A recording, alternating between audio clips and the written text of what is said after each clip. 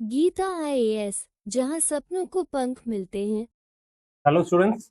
देखिए हमने सक्सेसफुली 16 संस्कार, वर्ण आश्रम, आश्रम व्यवस्था सारा चीजें कर लिया। वर्ण व्यवस्था, आश्रम व्यवस्था, पूरे 16 संस्कार पूरे डिटेल में हमने देख लिया है। आज हमें क्या देखना है? रीढ़। आज हम रीढ़ देखेंगे, रित देखेंगे, कर्ता धर्ता संहर्ता, ये सारी चीजें देखेंगे। तो डिटेल में सारी चीजें करेंगे। ठीक है, तो कुर्सी की पेटी बांध लीजिए और तैयार हो जाइए रीढ़ के बारे में जानने के लिए। चलिए, रीढ़ क्या होता है कहानी से समझेंगे। रीढ़ क्या होता है? अब मान लीजिए कि आप जो है एक दिन सुबह सुबह उठते हैं और देखते हैं कि सूरज आपको क्या कर रहा है? रोशनी दे रहा है। रोशनी में क्या दे रहा है? विटामिन डी दे रहा है। पेड़ आपको क्या कर रहे हैं? ऑक्सीजन दे रहे हैं। और आपके माता पिता ने आपको पोला पाला पोसा है, मतलब बड़ा किया है, नन्हे मुन्ने से बड़ा आदमी बना दिया है। ठीक है, आपके जो टीचर्स हैं आपको पढ़ाया है।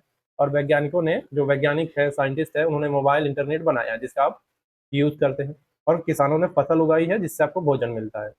ठीक। अब सोचिए, क्या आपने, जो आपने इनके बदले उनको कुछ दिया वापस? मतलब इन्हें प्रकृति आपको दे रही है, साइंटिस्ट आपको दे रहे हैं, शिक्षक आपको दे रहे हैं, आपने क्या दिया? आपने उनके बदले कुछ दिया उनको? ठीक। तो वेद क्या कहते हैं? वेद कहते हैं कि हम इस दुनिया में जो है खाली हाथ नहीं आते हैं। लोग बोलते हैं ना, खाली हाथ जाएगा, खाली हाथ आया है, खाली हाथ ही जाएगा। ठीक है, तो ऐसा नहीं है। वेद क्या बोल रहे हैं कि हम दुनिया में खाली हाथ नहीं आते हैं। हम जन्म लेते ही कुछ ऋण, ठीक, डेप्ट, देनदारियां लेकर आते हैं, ऋण लेकर आते हैं। ठीक है। ऋण का यहाँ पे बैंक कर्ज मत समझिएगा कि बैंक से कर्ज लेकर आ रहे हैं, नहीं। ऋण लेने का मतलब यहाँ पे है कि कृतज्ञता, जिम्मेदारियों का ऋण, ग्रेटिट्यूड, रिस्पॉन्सिबिलिटी का ऋण ऋण लेकर आते हैं। समझ में आया? यानी सूरज आपको रोशनी देगा, पेड़ ऑक्सीजन देंगे, माता पिता पालेंगे पोसेंगे, शिक्षक आपको पढ़ाएंगे, वैज्ञानिक मोबाइल इंटरनेट वगैरह देंगे, किसान आपको भोजन देंगे फसल उगा के। तो जब जन्म लेते हैं आप और जब इन सुविधाओं को भोगते हैं तो आप ऋण लेकर आते हैं आप। यानी आपको कृतज्ञता और जिम्मेदारियों का ऋण है आप पे, जिससे आपको बाद में चुकाना होता है। ठीक है। अब देखिए, थोड़ा उदाहरण लेके समझिए। अभी कहानी समझा, उदाहरण समझिए। मान लीजिए एक आम का पेड़ लगाते हैं।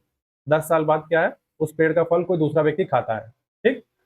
आपने उसके लिए कुछ किया। ठीक है, उसी तरह आज आज हम क्या है, आज हम जिन सुविधाओं का उपयोग कर रहे हैं, वे हमारे पूर्वजों ने, हमारे गुरुओं ने और प्रकृति की देन है। इसीलिए वेद कहते हैं क्या है? केवल लेना ही नहीं है बल्कि लौटाना भी सीखना होगा। तो यही ऋण का कॉन्सेप्ट है। ठीक। यानी जो कुछ भी आप इस प्रकृति में रह के जिन सुविधाओं का आपने भोग किया, इन सब चीजों का अब आपकी जिम्मेदारी है कि वो लौटा के जाए। तो इन सब चीजों का ऋण है आप पे। यही है ऋण का कॉन्सेप्ट। वेद कहते हैं कि प्रकृति में आपने जिन जिन सुविधाओं का भोग किया है, जिनसे भी आपको जो सुविधाएं मिली है, पापा मम्मी पापा ने आपको पाला पोसा, प्रकृति ने आपको ऑक्सीजन दिया, रोशनी दी, ठीक, शिक्षक आपको पढ़ा रहे, तो आप पे जिम्मेदारी है। और आपका ये बनता है कि आप ग्रेटिट्यूड दिखाएं। जो कुछ भी सीखा दूसरों को सिखाएं।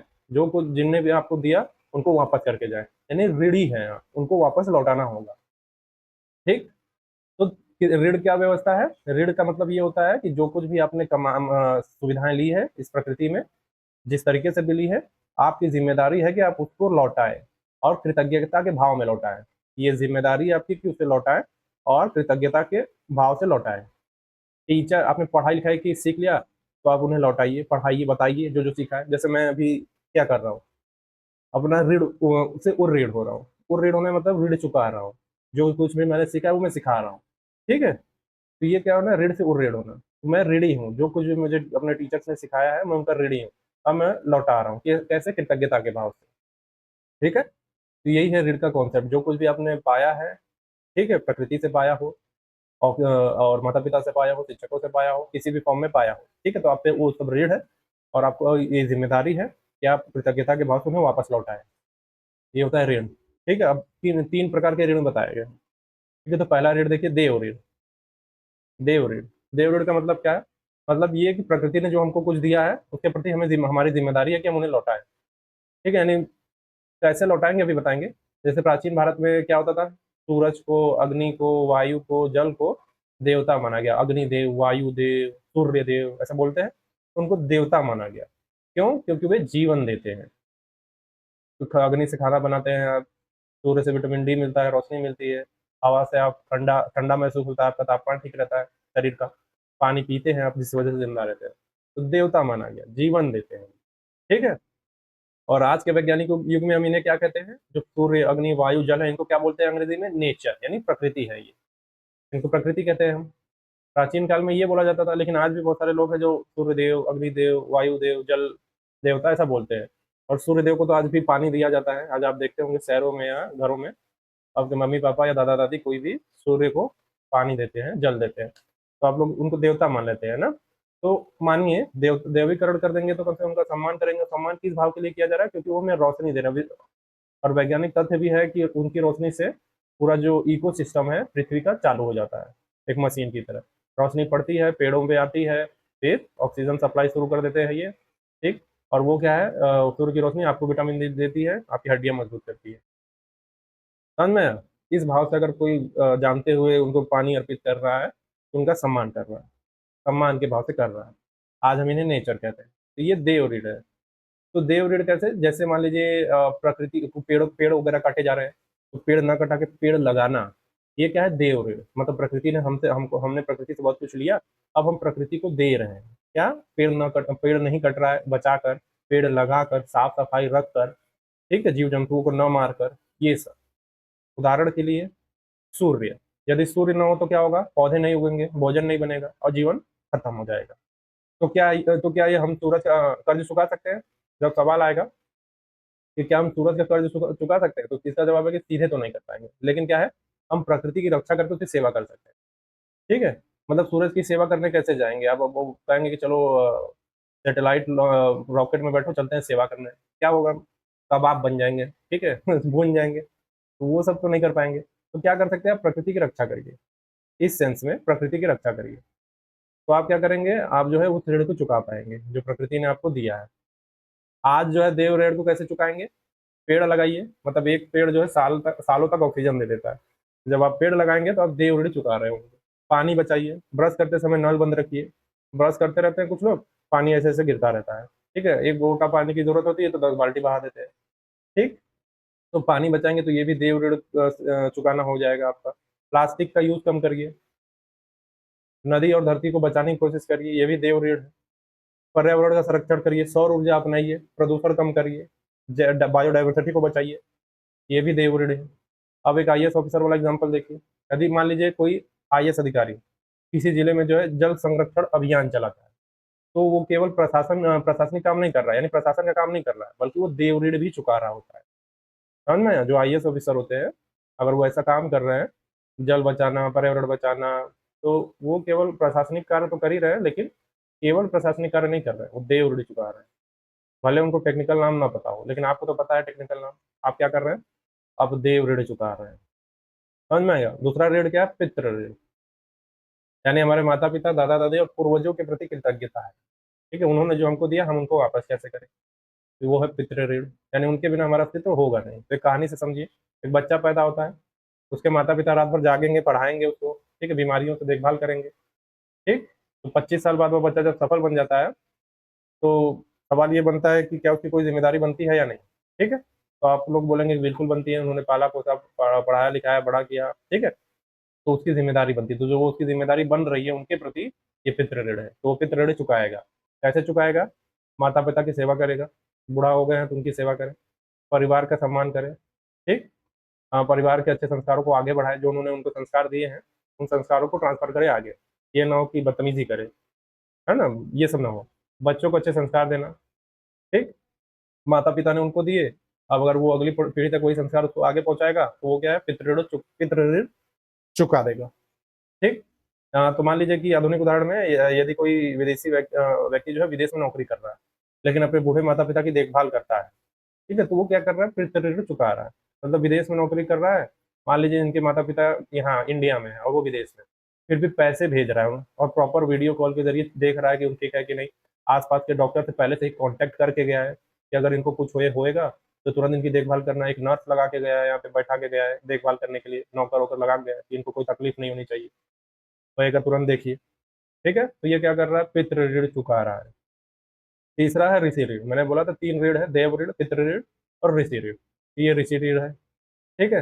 यानी जो हमें ज्ञान मिला है, जो हमने पढ़ा लिखा, जो हमें ज्ञान मिला है, ठीक है, हजारों वर्षों के ऋषियों, गुरुओं और वैज्ञानिकों और जो शिक्षकों शिक्षकों की देन है, हमें जो ज्ञान मिला है उसको आगे बढ़ाएं।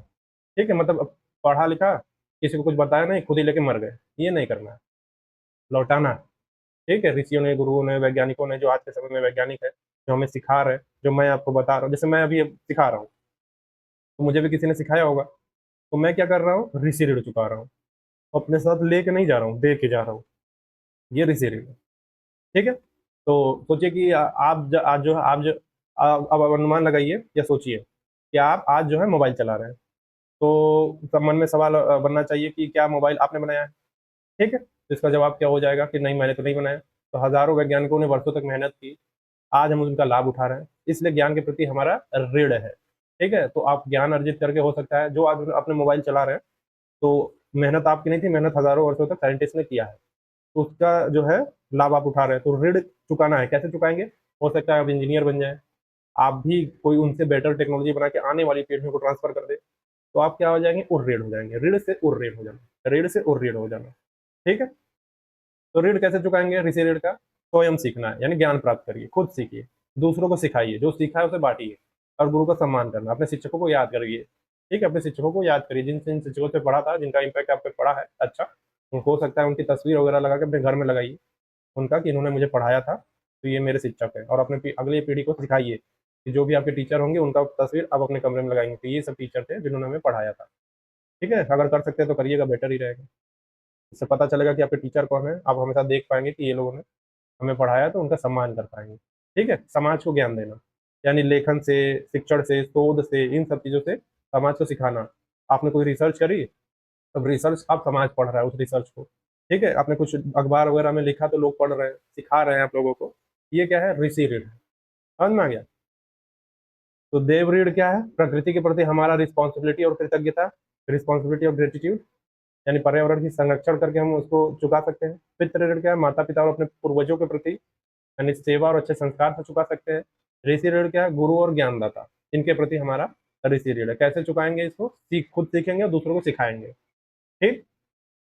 यूपीएससी एथिक्स जीएस 4 में इसका इंपॉर्टेंस ये है, ये किससे जुड़ेगा? बहुत सारे नैतिक मूल्य हैं, उनसे जुड़ेगा। ठीक है, ग्रेटिट्यूड, कृतज्ञता, यानी जो मुझे मिला है उसके लिए मैं आभारी हूँ, ये वैल्यूज आप में आत्मसात करिए इसको। रिस्पॉन्सिबिलिटी, मुझे समाज के लिए भी कुछ करना है, ये सर्विस, केवल अपने लिए नहीं दूसरों के लिए भी जीना है। सस्टेनेबिलिटी, यानी प्रकृति को बचा कर रखना है। और इंटरनेशनल जस्टिस, ठीक है, और सॉरी, इंटरजनरेशनल जस्टिस, इंटरनेशनल नहीं, इंटरजनरेशनल जस्टिस, मतलब जो संसाधन मुझे मिले हैं मैं अगली पीढ़ी के लिए भी सुरक्षित रखूंगा। Intergenerational justice. ठीक है, तो ऋण व्यवस्था से आप क्या क्या सीख पा रहे हैं, आपको समझ में आ रहा है? ठीक है, वो केवल अपने सेंस में मत देखिए कि ऋण ये है, ऋण ये है, ऋण ये है। ऋण को केवल ऋण के संदर्भ में नहीं समझना, उसका डेफिनेशन तो समझिए, उसकी प्रासंगिकता समझिए आज के समय में। ठीक है, पर्यावरण की सुरक्षा, जो आज क्लाइमेट चेंज को लेकर बहुत ज्यादा बुमाबुम होता रहता है, तो देव ऋण को आप कैसे चुकाएंगे? उसको बचा के, जो जो लोग भी एक्टिविस्ट इसमें लगे हुए हैं प्रकृति को बचाने में, ये सब चीजों करने में, वो देव ऋण चुका रहे हैं। और जो लोग इसका विनाश करने की कोशिश में लगे हुए हैं, वो क्या है, पापी है। अभी पाप और पुण्य का भी मतलब समझाया जाएगा, अभी आगे पाप और सिन और गुड के बारे में बताया जाएगा, वो पापी लोग हैं। ठीक है, तो बताया जाएगा कैसे। और जो लोग माता पिता पूर्वजों का सम्मान कर रहे हैं, जो गुरुओं का सम्मान कर रहे हैं, वो पितृ ऋषि ऋण। देव ऋण को थोड़ा ध्यान से याद रखिएगा। क्यों? क्योंकि क्लाइमेट चेंज से ये जुड़ेगा। क्लाइमेट चेंज, अगर आज क्लाइमेट चेंज है, इन्वायरमेंट डिग्रेडेशन है काफ़ी ज़्यादा, डेजर्टिफिकेशन है, ये सारी चीज़ें हैं, तो ये क्लाइमेट चेंज से काफ़ी जुड़ेगा। तो दैव ऋण आप कोट कर सकते हैं कि वेदों में दैव ऋण का कॉन्सेप्ट है, और दैव ऋण के आज के समय में जो प्रासंगिकता है उसका climate change, environment and ecology से जोड़ सकते हैं। बायोडाइवर्सिटी बचाना, जीवों को न मारना, ये हमारा दैव ऋण होगा, उनके लिए चुकाना है हमें, पर्यावरण की सुरक्षा करके। ठीक है, चलिए। और वैज्ञानिक अप्रोच क्या है, साइंटिफिक अप्रोच क्या है? आज का विज्ञान भी हमें क्या कहता है कि हम इकोसिस्टम का हिस्सा हैं, हम सोशल नेटवर्क का हिस्सा है। नहीं बोलते हैं, man and women is a social animal, ठीक है, हम सोशल एनिमल हैं। और क्या है, हम नॉलेज नेटवर्क का हिस्सा है, यानी हमारा जो अस्तित्व है दूसरों पे डिपेंड करता है। मतलब ये है कि हम अकेले नहीं रह सकते, हमें दूसरों की ज़रूरत है। मान लीजिए इस पृथ्वी पे आपको अकेला छोड़ दिया जाए, या दिल्ली में आप अगर तैयारी कर रहे हैं, या किसी भी बड़े शहर में तैयारी कर रहे हैं, आप उस शहर में आपका कोई दोस्त नहीं, आप अकेले हैं, एक समय के बाद आप पैनिक करने लगेंगे। ठीक है ना, तो आपको दोस्तों की ज़रूरत होगी, थोड़ा माहौल की ज़रूरत होगी, ताकि आप ठीक रह सकें। इसीलिए हमारा अस्तित्व दूसरों पर निर्भर है। इसलिए आधुनिक विज्ञान और वैदिक दर्शन दोनों एक ही बात कह रहे हैं, क्या? कि मनुष्य अकेला नहीं है, वह प्रकृति, समाज और ज्ञान की एक विशाल श्रृंखला का हिस्सा है। ये है मनुष्य, ये है एक सेकंड, ये है पूरा समाज और प्रकृति भी है, और इसी में बहुत सारा लोग पढ़ लिख रहे हैं। अगर ये सब कुछ हटा दिया जाए तो ह्यूमन क्या है, पैनिक करने लगेगा, वो रह नहीं पाएगा। ठीक है, क्योंकि इसका अस्तित्व दूसरों पर डिपेंड करता है। कैसे? पेड़ लगा हुआ है, पेड़ से ऑक्सीजन निकलेगा, मनुष्य उसको इनहेल करेगा, या समुद्र में जो फाइटोप्लैंक्टन है, ठीक है, उनसे ऑक्सीजन निकलेगा, मनुष्य इनहेल करेगा। जब ये ही नहीं रहेगा तो मनुष्य रहेगा कहाँ से? उसको तो ऑक्सीजन चाहिए ना। ऑक्सीजन कहाँ से मिलेगा? ये नहीं, इन्हीं सब चीज़ों से मिलेगा। जब रहेगा ही नहीं तो जिंदा ही नहीं रहेगा, तो दोनों का एक दूसरे पर निर्भर है। ठीक। तो याद रखने वाली लाइन ये है कि देव ऋण क्या है, प्रकृति को लौटाओ। पितृ ऋण क्या है, परिवार को लौटाओ। और ऋषि ऋण मतलब ज्ञान को लौटाओ। और यही वेदों का संदेश है। जय हिंद। ठीक। जो केवल लेता है वो उपभोक्ता है, जो लेकर वापस देता है वही सच्चा मनुष्य है, यानी रिस्पॉन्सिबल ह्यूमन बीइंग है। और जो ऋण व्यवस्था है हमें रिस्पॉन्सिबल ह्यूमन बीइंग बनाने के लिए प्रयास कर रही है। क्या करने के लिए? रिस्पॉन्सिबल ह्यूमन बीइंग बनाने का पूरा प्रयास कर रही है। यानी जो केवल ले रहा है कंज्यूमर है, लेकिन जो लेकर वापस कर रहा है वो रिस्पॉन्सिबल ह्यूमन बीइंग है, यानी समाज को वापस कर रहा है। ऋण से वो ऋण हो रहा है। ठीक है, तो देवों की ऋण का अवधारणा का, तो वेदों की जो ऋण अवधारणा के प्रमुख मेरिट और डीमेरिट भी देखेंगे। अभी हम क्या देख रहे थे? ऋण दे व्यवस्था देख लिया हमने। ठीक है। ऋण, तीन ऋण, देव, पितृ और ऋषि, और उसमें भी देव ऋण याद रखिएगा, क्योंकि क्लाइमेट चेंज से जुड़ता है इसलिए।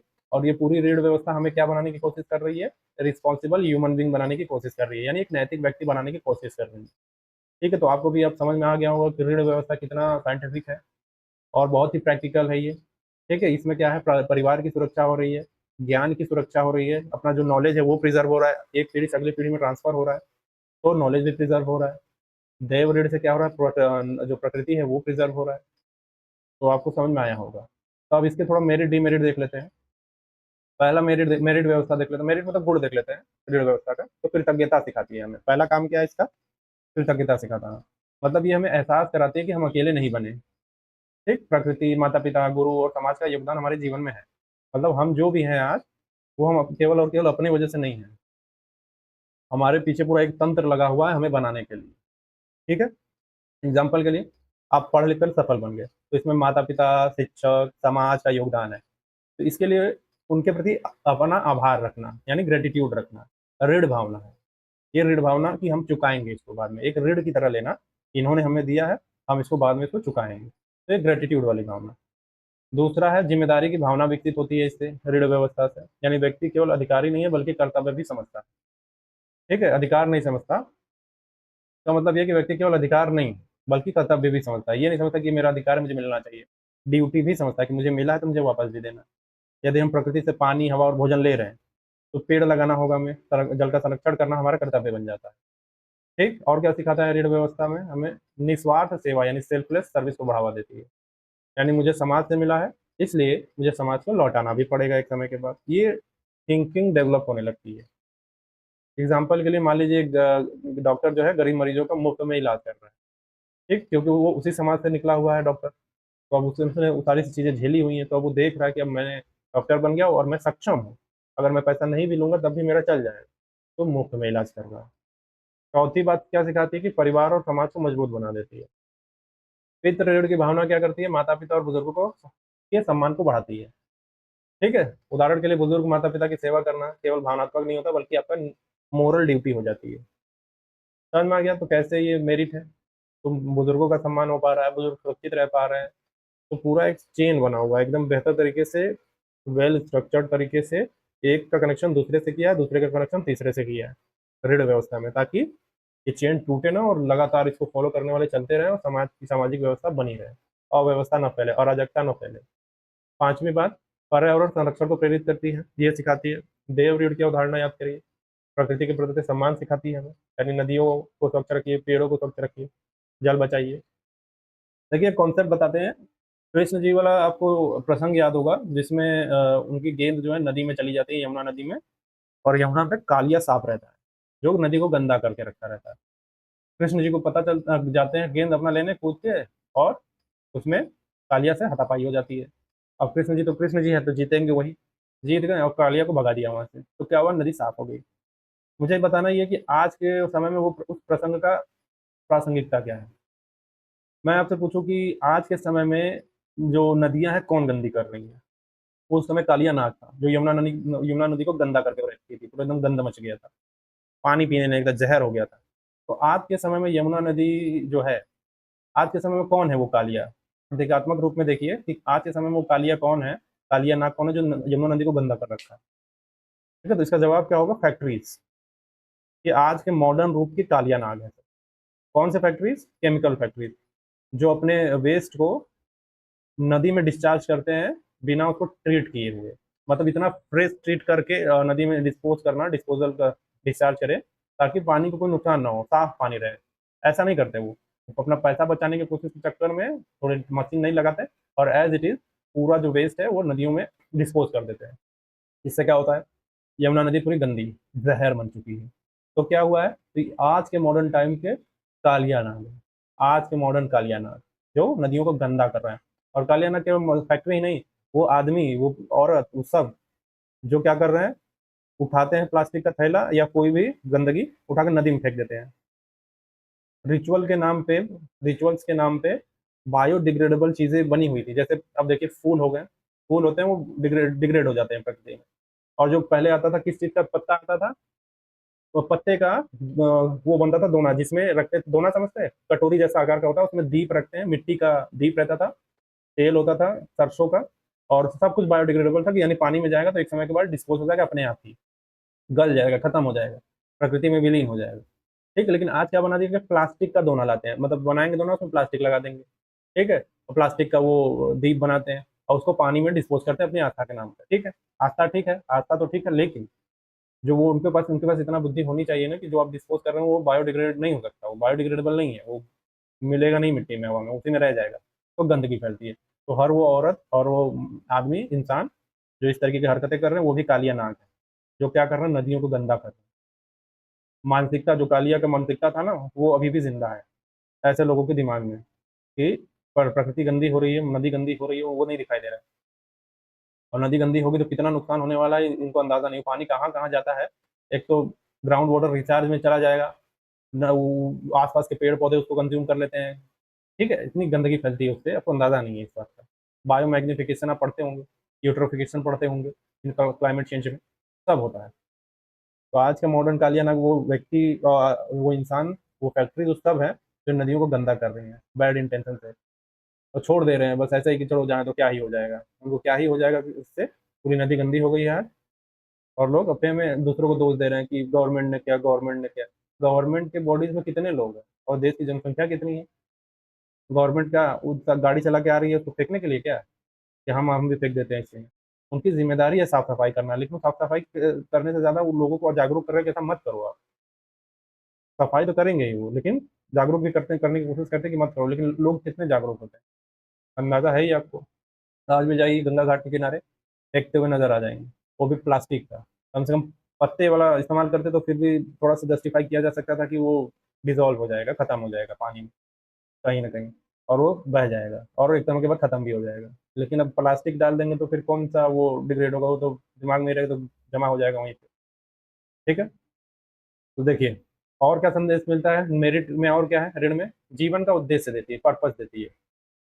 व्यक्ति केवल अपने लिए नहीं बल्कि दूसरों के लिए भी जीना सीख जाता है। ठीक है, एग्जाम्पल के लिए शिक्षक क्या है? अपने ज्ञान को अगले पीढ़ी तक पहुंचाकर ऋषि ऋण चुका देता है। ठीक है, तो जीवन का उद्देश्य मिल जाता है कि मैंने सीखा है अब मुझे लौटाना है, तो एक उद्देश्य है जीवन में, केवल कंज्यूम नहीं करना है, लौटाना भी है। हमने सीखा है तो हमें लौटाना भी पड़ेगा।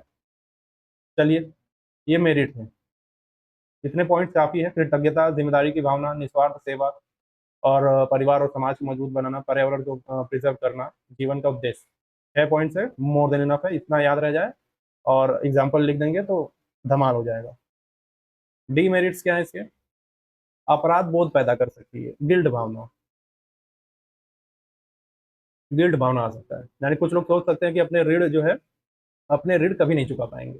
कुछ लोग ऐसा सोच सकते हैं ना कि हम ऋण कभी नहीं चुका पाएंगे। उदाहरण के लिए जैसे गरीब व्यक्ति है, बड़े धार्मिक अनुष्ठान न कर पाने पर स्वयं को दोषी महसूस करना लगे, ये इसका डीमेरिट। दूसरा है कर्मकांड तक सीमित हो सकती है, यानी मूल भावना भूलकर केवल रस्में निभाई जा सकती। जो मूल भावना है कि प्रकृति को सुरक्षित रखो, बुजुर्गों का सम्मान करो, वो भावना हट के केवल जो है रस्में निभाने लगे, ये दिक्कत है।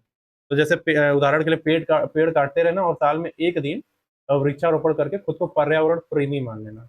आज ये हो रहा है, आज ये हो रहा है कि हर जगह से पेड़ सफाया कर दिए जा रहे हैं, और उसके बाद खुद गवर्नमेंट की तरफ से आप देखेंगे, गवर्नमेंट का जो सुप्रीम है जो बैठे रहते हैं वो पेड़ लगाते हैं, साथ में लगा के दिखाते हैं, देखिए हम पेड़ लगा रहे हैं, बैकग्राउंड में नहीं दिखाते कि कितना तबाही मच चुका है।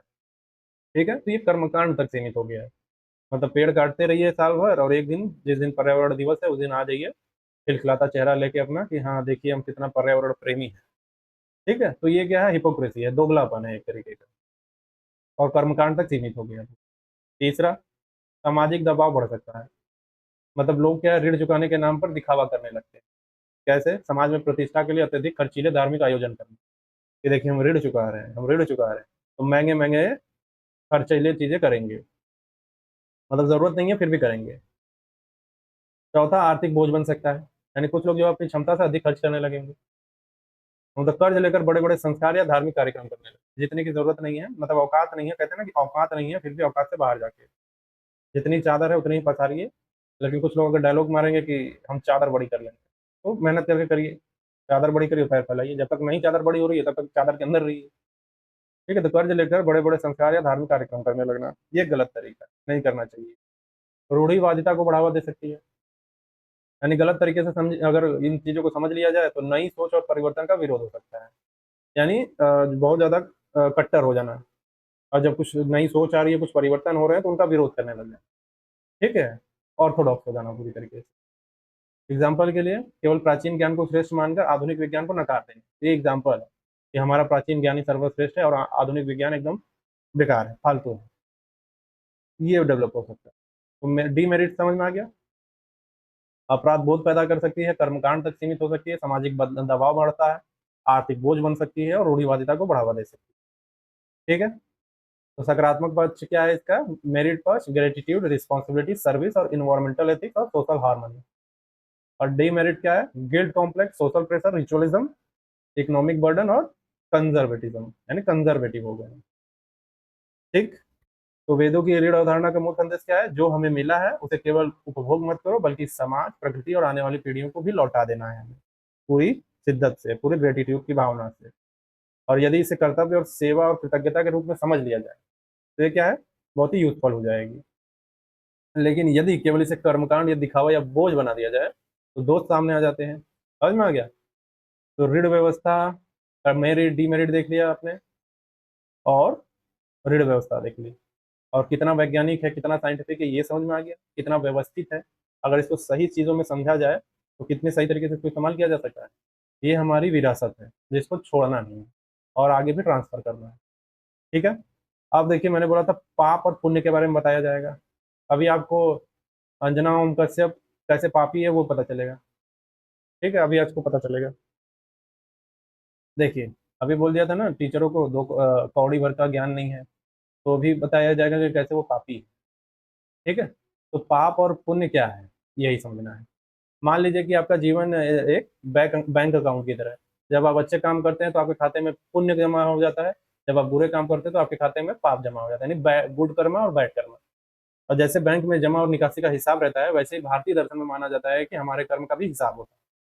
ठीक है, और बैंक अकाउंट में जो जमा है उसका हिसाब किताब होगा एक दिन। तो पाप क्या है? जब भी आपसे पूछा जाए कि पाप क्या है, तो आप बोलिए पाप वह कर्म, विचार या शब्द है। तीन लाइन, तीन शब्द बोलिएगा। कर्म है, विचार है या शब्द है, जिससे किसी को नुकसान पहुंचे, दुख मिले या अन्याय हो जाए। ठीक है, कर्म है, विचार है, शब्द है, जिससे क्या हो, नुकसान पहुंचे, दुख मिले, अन्याय हो, वो पाप है।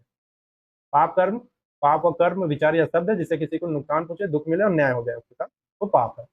ठीक है, तो जो काम खुद के लिए या दूसरों के लिए हानिकारक हो, यानी खुद के लिए भी हानिकारक हो और दूसरों के लिए भी हानिकारक हो, वो पाप हो जाएगा। एग्जाम्पल के लिए, झूठ बोलना। ठीक है, मान लो तुमने दोस्त की किताब खो दी और उसे झूठ बोल दिया। आपने आपके दोस्त ने आपकी किताब दी थी पढ़ने के लिए, आपने उसको खो दिया, गायब हो गई कहीं, आपसे कहीं गिर गया, खो गया कहीं पे, तो दोस्त का विश्वास टूट गया, रिश्ते में दरार आ जाएगी, तो ये पाप माना जाएगा। आपने झूठ बोल दिया कि किताब जो है कहीं जो है किसी को मैंने दे दिया है, अब उसने खुआ दिया, खुआई आपने थी, किसी और ने खोवा दिया है और आपने झूठ बोल दिया है, तो उसने खोवा दिया है। तो उसका जो विश्वास है वो टूटेगा आप पे, इसको किताब देना नहीं चाहिए। एक तो मेरी इतनी ज़रूरी किताब थी, इसको दे दिया और इसने क्या किया, दूसरों को दे दिया, ऊपर से उसने दूसरे को दिया, वो भी खोवा दिया। और बाद में उस दोस्त को पता चल गया कि किसी ने खोया था, झूठ बोला था। तो क्या हो जाएगा, विश्वास टूट जाएगा, दरार आ जाएगी रिश्ते में, तो ये पाप माना जाएगा क्योंकि झूठ बोला है आपने। दूसरा, परीक्षा में नकल करना। देखिए ये मैं वो छोटा-छोटा एग्ज़ाम्पल ले रहा हूँ आपको, झूठ बोलना हो सकता है कि बड़े मामले में झूठ बोलें, आप आईएएस ऑफ़िसर हैं, करोड़ों का घोटाला किया, वहाँ झूठ बोल दिया, तो पाप है। परीक्षा में नकल करना, परीक्षा में नकल कर रहे हैं, अब मान लीजिए कहीं पेपर लीक हो गया, किसी ने पेपर लीक करा दिया है, जैसे नीट पेपर लीक हुआ है, ये जो लीक किया गया पेपर, ये पापी लोग हैं। यानी आप मेहनत नहीं की और नकल करके अंक लाए। जो लोग भी पेपर लीक से पास हुए, वो भी पापी हैं। ठीक है? मैंने मेहनत नहीं की और क्या है, नकल करके अच्छे अंक लाने की कोशिश कर रहे हैं और ईमानदार छात्रों के साथ क्या हुआ, अन्याय हो गया। तो आपकी आदत खराब हो गई। क्यों? क्योंकि आपको पेपर मिल जा रहा है, इसलिए आपने भी पाप किया है। नीट पेपर लीक जिन्होंने किया वो पापी, जिन्होंने उस पेपर से एग्ज़ाम दिया, जिन स्टूडेंट्स ने एग्ज़ाम दिया वो पापी, वो भी पापी हैं। ठीक, उनको मिला, उन्होंने पेपर दिया, वो खुश हो गए और जो बच्चा मेहनत किया, नहीं हुआ, उसके साथ अन्याय हो गया क्योंकि इन्होंने क्या किया, कट ऑफ बढ़ा दिया। कैसे? नकल करके। एग्जाम्पल के लिए सोशल मीडिया पर फेक न्यूज़ चलाना। तो आज के समय में क्या है, किसी गलत खबर फैलाना भी पाप माना जा सकता है। कोई भी गलत खबर फैलाया जा रहा है, ठीक? तो गलत खबर आज के टाइम पे कौन फैला रहा है? News anchor. उनको मिल जाता है लिख के, ये फेक न्यूज़ है, फैलाओ। तो इसी सेंस में मैं बोल रहा था कि अंजना ओम कश्यप जो है और जितने भी टीवी जर्नलिस्ट हैं, जो भी इस तरीके की हरकतें कर रहे हैं, वो क्या है, पापी हैं। ये पाप कर रहे हैं। टीचर्स को क्या बोल देना, 2 कौड़ी का बोल देना, ये जो है पापी लोग हैं। तो मैं देखिए पूरा तथ्य के साथ बता रहा हूँ कि क्यों पापी हैं। ठीक है? तो ये पापी लोग हैं और इनके क्या है, बैंक अकाउंट बुरे कर्म का जो है हिसाब हो रहा है और इनको रगड़ा जाएगा एक समय के बाद ढंग से ऊपर। चलिए ये तो हो गया, कैसे वो पापी हैं पता चल गया। अगर कोई व्यक्ति बिना आज का एग्जांपल समझिए, अगर कोई व्यक्ति बिना जाँच किए व्हाट्सएप पर अफ़वाह फैला देता है और उससे क्या हुआ, दंगा और हिंसा हो जाती है, तो वो भी पाप है। मतलब आप व्हाट्सएप चला रहे हैं, आपके पास कोई आया, आपने उसको बिना जाँचे फॉरवर्ड कर दिया, तो आप भी पापी हो गए। क्यों? क्योंकि उससे दंगा हो गया, आपने जाँचा ही नहीं कि वो सही है कि नहीं है, आपने बस फॉरवर्ड कर दिया। तो वो भी क्या है, पापी है, आप भी पापी हैं अगर आपने ऐसा किया है। तो भारतीय दर्शन में क्या कहा गया है कि पाप केवल हाथ-पैर से नहीं होता है, बल्कि मन, वाणी और शरीर तीनों से हो सकता है। तो आप पाप को देखेंगे मन, वाणी और वचन सब चीज़ों से। तो पहला है शारीरिक पाप यानी फिजिकल सिन, जब हम अपने शरीर से ऐसा काम करते हैं जिससे किसी को नुकसान पहुँचे। जब हम अपने शरीर से ऐसा काम करते हैं जिससे किसी को नुकसान पहुँचे, जैसे हिंसा हो गया, यानी किसी को जानबूझकर चोट पहुँचाना, हिंसा। एग्ज़ाम्पल के मान लीजिए अब स्कूल में एक लड़का दूसरे लड़कों को सिर्फ़ इसलिए मार देता है क्योंकि उसने उसकी बात नहीं मानी। तो दूसरे बच्चों को चोट लगी, उनके मन में जो है डर पैदा हुआ, इसलिए क्या है, हिंसा है और पाप है और जो ऐसा कर रहा है वो पापी है। और केवल स्कूल के लेवल पे मत अप्लाई करिए, सोसाइटी पे अप्लाई करिए इसको, कि कौन पापी है। यानी रोड रेज़ में किसी को पीटना, घरेलू हिंसा करना, अगर कोई घरेलू हिंसा कर रहा है, कोई पति अपनी पत्नी को मार रहा है, तो ठीक है, और कोई पत्नी अपने पति को मार रही है, दोनों पापी हो जाएँगे। मतलब पति ठीक है, पत्नी पीट रही है और पत्नी ठीक है, पति पीट रहा है, दोनों जो है पापी हैं। ठीक है? मतलब ये सब नहीं करना चाहिए, घरेलू हिंसा नहीं करना, घरेलू हिंसा पाप। जानवरों को मज़े के लिए परेशान करना, कोई कुत्ता जा रहा है, उसको पत्थर उठा के मार देना, पाप ही। वो अपना चुपचाप बैठा था, वो आपने पत्थर मारा और किसी एंगल ऑफ पॉइंट से मारा, उसके पैर पे लग गया, ऐसा लंगड़ाने लगा जीवन भर के लिए कि परेशान हो गया वो। ठीक है? तो ये पाप ही लोग हैं। तो साइकोलॉजी क्या कहती है, जो व्यक्ति बार-बार हिंसा करता है, उसके अंदर गुस्सा और आक्रामकता बढ़ती जाती है। साइकोलॉजी भी इसको जस्टिफाई करती है। जो व्यक्ति जो बार-बार हिंसा करता है, उसके अंदर गुस्सा और एक अग्रेशन बढ़ता जाता है। ठीक है? तो ये पापी है। तो इसीलिए आपको गुस्सा नहीं करना चाहिए, हिंसा नहीं करनी चाहिए, नहीं तो आप क्या हो जाएँगे, हिंसक हो जाएँगे और पापी हो जाएँगे। दूसरा, चोरी, जो चीज़ आपकी नहीं है, बिना अनुमति के उसे उठा लीजिए। रमेश जो अपने दोस्त का मोबाइल चुपके से ले लेता है, दोस्त को नुकसान हो जाता है, विश्वास टूट जाता है, तो ये चोरी है। बैंक फ्रॉड करने वाले लोग, किसी एटीएम पिन चुरा लेना, इंटरनेट से डेटा चुरा लेना, ये सब क्या है, आधुनिक रूप से हैं चोरी के। ये लोग पापी लोग हैं। नशे का अत्यधिक सेवन करना, शराब पीना, शराब पी के क्या करना, एक्सीडेंट कर देना, दूसरों को घायल कर देना, ये पापी लोगों की निशानी है। ठीक है? ड्रग्स लेना, आज के टाइम पे ड्रग्स लेना, शराब पीकर हंगामा करना, नशे में परिवार को परेशान करना, मारना-पीटना, ये क्या है, पापी लोग हैं। अब देखिए क्या था, ये क्या था, शारीरिक पाप।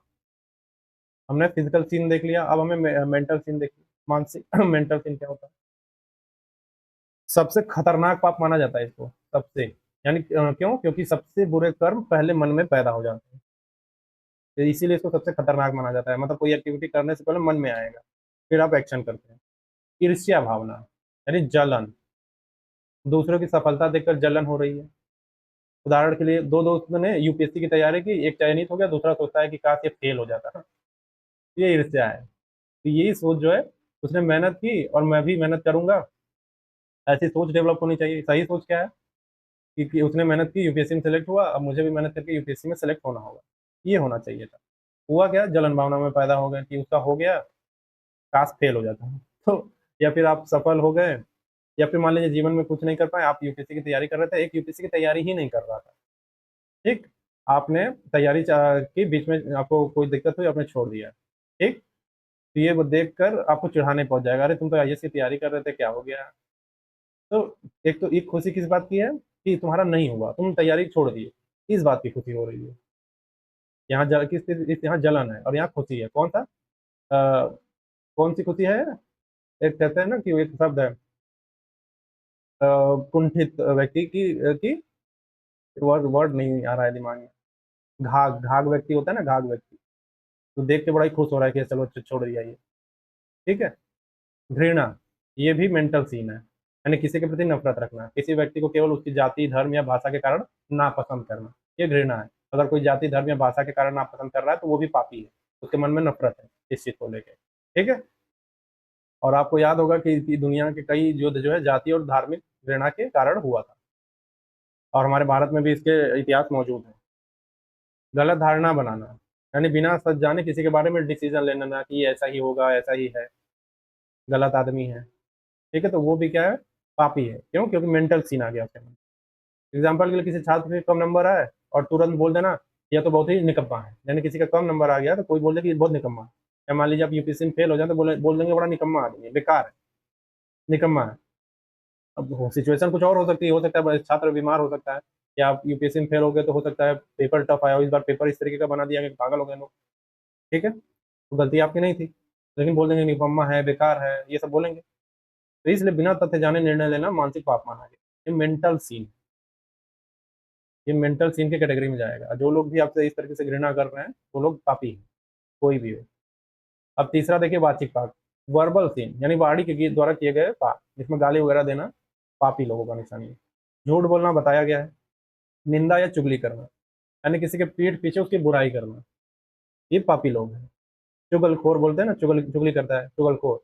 ऑफिस में किसी कर्मचारी के बारे में झूठी अफवाह फैलाना, झूठ बोलना, ये चुगली करने वाले लोग।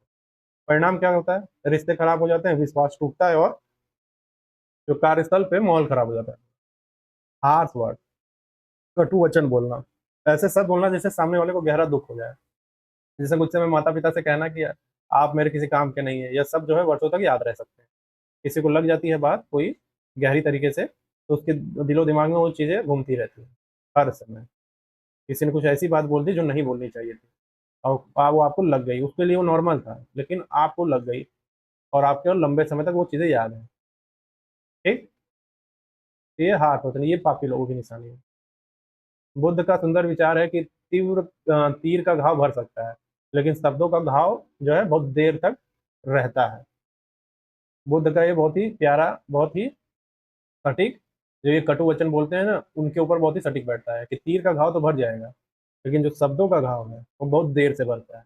आपने ऐसा बात बोल दिया जो नहीं बोलना चाहिए था, और वो घाव कर गया है, मलहम पट्टी तो लग के ठीक नहीं होगा, अब वो लंबे टाइम तक रहता है, और दिलो दिमाग तक आपको एक ट्रॉमा ट्रॉमा से बना के रखता है दिमाग में। कर्तव्य का उल्लंघन, यानी जब व्यक्ति को अपनी जिम्मेदारी नहीं निभाता, व्यक्ति जो जिम्मेदारी रिस्पॉन्सिबिलिटी मिली है उसको नहीं निभाता है। जैसे उदाहरण के लिए माता पिता, यदि माता पिता अपने बच्चों की शिक्षा और देखभाल ना करें तो ये कर्तव्य की उपेक्षा है। डॉक्टर डॉक्टर जो है पैसे के लालच में मरीज का सही इलाज ना करे तो ये केवल गलती नहीं है बल्कि बहुत बड़ा पाप है, ये मोरल सीन है, ये नैतिक पाप है। सरकारी अधिकारी, यदि कोई अधिकारी रिश्वत लेकर गरीब को फाइल रोक दे, ठीक है, रिश्वत लेकर गरीब गरीब लोगों की फाइल रोक दे, तो क्या है, अपने सार्वजनिक कर्तव्य का उल्लंघन करना, यानी चोर है। जो रिश्वत लेते हैं उनको लगता है कि ये तो हमारा धर्म है रिश्वत देना। ये तो कुछ नहीं, बेसिकली ये चोर है सर। ठीक है, चोरी है। एक सेकंड। ये चोर है सब, एक तरफ से। मतलब जिनकी खुद की कोई औकात है नहीं, सैलरी पे जी नहीं पा रहे हैं, जिनको हाथ फैलाना पड़ रहा है सबके। हाथ फैलाना मतलब अपना आत्मसम्मान गिरवी कर देना, रख देना धरती पे। ऐसे हाथ फैलाना कि दे दो मुझे। नहीं, और जो व्यक्ति देता है रिश्वत, वो भी क्या समझ के देता है पता है आपको? आपको लगता है कि बहुत ही बढ़िया व्यक्ति समझ के देता है? क्या समझ के देता है उसको? समझता है कि भिखमंगा है, गिरा हुआ इंसान है, नीच इंसान है। वही समझ के दे देता है। और जो लोग होते हैं ऐसे, कहीं दांत दांत पड़ा के ही करके ले लेते हैं। तो ये सब नीच लोग हैं। ठीक है। कहानी से समझिए। दो बस ड्राइवर थे। पहला ड्राइवर शराब पीकर बस चलाता था, दूसरा नियमों का पालन करता था। एक दिन पहले जो है ड्राइवर की जो है बस दुर्घटना हो गई और कई लोग घायल हो गए। और दूसरे ड्राइवर ने हजारों यात्रियों को सुरक्षित घर पहुंचा दिया। ठीक है। तो भारतीय दर्शन क्या कहेगा कि पहला व्यक्ति पाप कर रहा था, दूसरा व्यक्ति पुण्य कमा रहा था। यानी एक ड्राइवर जो शराब पी के चला रहा है, दूसरा बचाने की कोशिश कर रहा है। तो कितने टाइप के सीन हो गए, आपने देख लिया कैसे कैसे सीन हो रहे हैं। वाचिक पाप हो गया, फिजिकल पाप हो गया, मेंटल पाप हो गया। सारे पाप हो गए। मतलब आपने पाप नहीं किया। ऐसे होता है। ठीक है। आप देखिए, यानी हिंसा, चोरी, झूठ बोलना, ईर्ष्या करना, घृणा करना, कटुवचन बोलना, कर्तव्य की उपेक्षा करना, ये क्या है? नैतिक मूल्यों का अभाव से, इन नैतिक मूल्यों के अभाव से ये सब हो रहा है। यानी हिंसा कर रहा है तो अहिंसा का नैतिक मूल्य का अभाव है, चोरी कर रहा है तो ईमानदारी का अभाव है, झूठ बोल रहा है तो सत्यनिष्ठा का अभाव है, ईर्ष्या कर रहा है तो सद्भावना का अभाव है, घृणा कर रहा है तो सहिष्णुता का अभाव है, कटुवचन बोल रहा है तो करुणा का अभाव है, और कर्तव्य की उपेक्षा करता है तो रिस्पॉन्सिबिलिटी का अभाव है। ठीक। तो याद रखने के लिए कैसे याद रखेंगे? मन की बुराई मानसिक पाप, वाणी की बुराई वाचिक पाप, शरीर से बुराई शारीरिक पाप, और कर्तव्य को छोड़ने का नैतिक पाप। कितने पाप? चार पाप। कर्तव्य छोड़ देने से क्या होगा? नैतिक पाप हो जाएगा। तो यही कारण है कि भारतीय दर्शन में क्या कहा गया? पाप की शुरुआत हाथों से नहीं, मन से होती है। इसलिए मन, वाणी और कर्म तीनों की शुद्धि पर जोर दिया गया है। कहाँ पे? भारतीय दर्शन में। तन मन के से शुद्ध रहना। समझ में? भारतीय दर्शन में तीनों शुद्धि पे जोर दी गई है, मन, वाणी और कर्म पे। यानी बोलिए भी साफ, सोचिए भी साफ, करिए भी साफ। ठीक। भारतीय दर्शन में माना जाता है कि केवल पुण्य केवल मंदिर जाने या पूजा करने से नहीं मिलता है, बल्कि अच्छे विचार से, अच्छे शब्द से, अच्छे कर्म से भी पुण्य मिलता है। उदाहरण के लिए, मान लो रास्ते में एक बूढ़ी दादी सड़क पार नहीं कर पा रही है, तुम उनका हाथ पकड़कर सड़क पार करा देते हो, दादी को मदद मिली, उन्हें खुशी मिली, तुम्हारे मन को भी संतोष मिला, तो ये पुण्य है। ठीक। आप मान लीजिए आईएएस ऑफिसर है, आईपीएस ऑफिसर है, कोई मुसीबत में पड़ा हुआ है, आप तक बात पहुंचती है, आप तुरंत एक्शन लेते हैं, पहुंच जाते हैं वहां पे, सारी चीजें देखते हैं, सिचुएशन समझते हैं और मदद करते हैं। आप क्या है? पुण्य कमा लिया, अपने अकाउंट में पुण्य जमा करा लिया कि जमा करो भाई, जमा करो, पुण्य जमा करो। समझ में आया? तो इस तरीके से फिजिकल शारीरिक पुण्य हो चुका है, एक एग्जाम्पल वगैरह लिखा हुआ है, आप देख लीजिए। लेकिन शारीरिक पुण्य में क्या हो जाएगा? सेवा करना। सेवा हर फॉर्म में, जो फिजिकल फॉर्म में हो जाए, यानी अंधा व्यक्ति है सड़क पार करा दिया, दान करना, जरूरतमंद को, व्यक्ति को देना। और दान भी कई प्रकार के हो जाएंगे, जैसे अन्नदान, विद्यादान, रक्तदान और समय दान। ये सब भी दान के कई प्रकार हैं। और भी दान के प्रकार हैं, लेकिन ये बहुत इंपॉर्टेंट वाले: अन्नदान, विद्यादान, रक्तदान, समय दान। यानी किसी की मदद के लिए अपना समय देना। ठीक है। मानसिक पुण्य यानी दया, करुणा, क्षमा कर देना, सकारात्मक चिंतन लाना। और वाचिक पुण्य, अब देखिए, वाचिक पुण्य में सत्य बोलना, प्रिय वचन बोलना, हितकारी वचन बोलना, कर्तव्य का पालन, फुलफिलमेंट ऑफ ड्यूटी में, छात्र, शिक्षक का पुण्य, छात्र का पुण्य, छात्र मतलब पढ़ाई करेगा, किसी को तंग नहीं करेगा, ये उसका पुण्य है। शिक्षक अपना पढ़ाएगा, छात्रों को मजबूत करेगा, उसका पुण्य है। डॉक्टर का पुण्य क्या है? मरीज का इलाज करेगा, पूरी जान बचाने की कोशिश करेगा। आईएएस पीसीएस अधिकारी का पुण्य क्या है? रिश्वत लिए बिना जनता की सेवा करेगा। ठीक है। ये सब चीजें होगा। तो सेवा, पब्लिक सर्विस, दान, जेनरोसिटी, दया, कंपैशन, क्षमा, फॉरगिवनेस, सत्य, इंटीग्रिटी, अहिंसा, नॉन वायलेंस, प्रिय वचन, इम्पैथी, और कर्तव्य पालन, रिस्पॉन्सिबिलिटी। तो ये एथिक्स के जीएस 4 से कैसे लिंक है, समझ में आ गया? पाप और पुण्य का चीज कॉन्सेप्ट समझ में आया कि एथिक्स के जीएस 4 में किस किस चीजों से जुड़ रहा है। ये है वो वैल्यूज जो आप पढ़ चुके हैं। इसीलिए देखिए बोला जाता है कि एथिक्स को पढ़ने के पहले आपको जो जीएस के और सब्जेक्ट है वो पढ़ लेने चाहिए। और जो मोरल थिंकर्स वाला जो ये टॉपिक है, इसको पहले क्यों नहीं पढ़ाया जाता है? पहले वो सारी चीजें पढ़ा दी जाती है ताकि आप सारे वैल्यू समझ लें। जब सारे वैल्यू समझ लेते हैं तब हम इस पे आते हैं, मोरल थिंग्स पे, ताकि कनेक्ट कर सके। समझ में आ गया?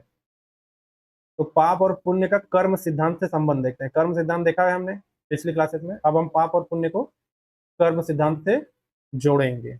बहुत ही आराम से हो जाएगा। भारतीय दर्शन में पाप कर्म जो भारतीय दर्शन में कर्म जो है, कर्म पाप और पुण्य तीनों जो है एक दूसरे से जुड़े हुए हैं, यानी कर्म सिद्धांत पाप और पुण्य सब जुड़े हुए हैं।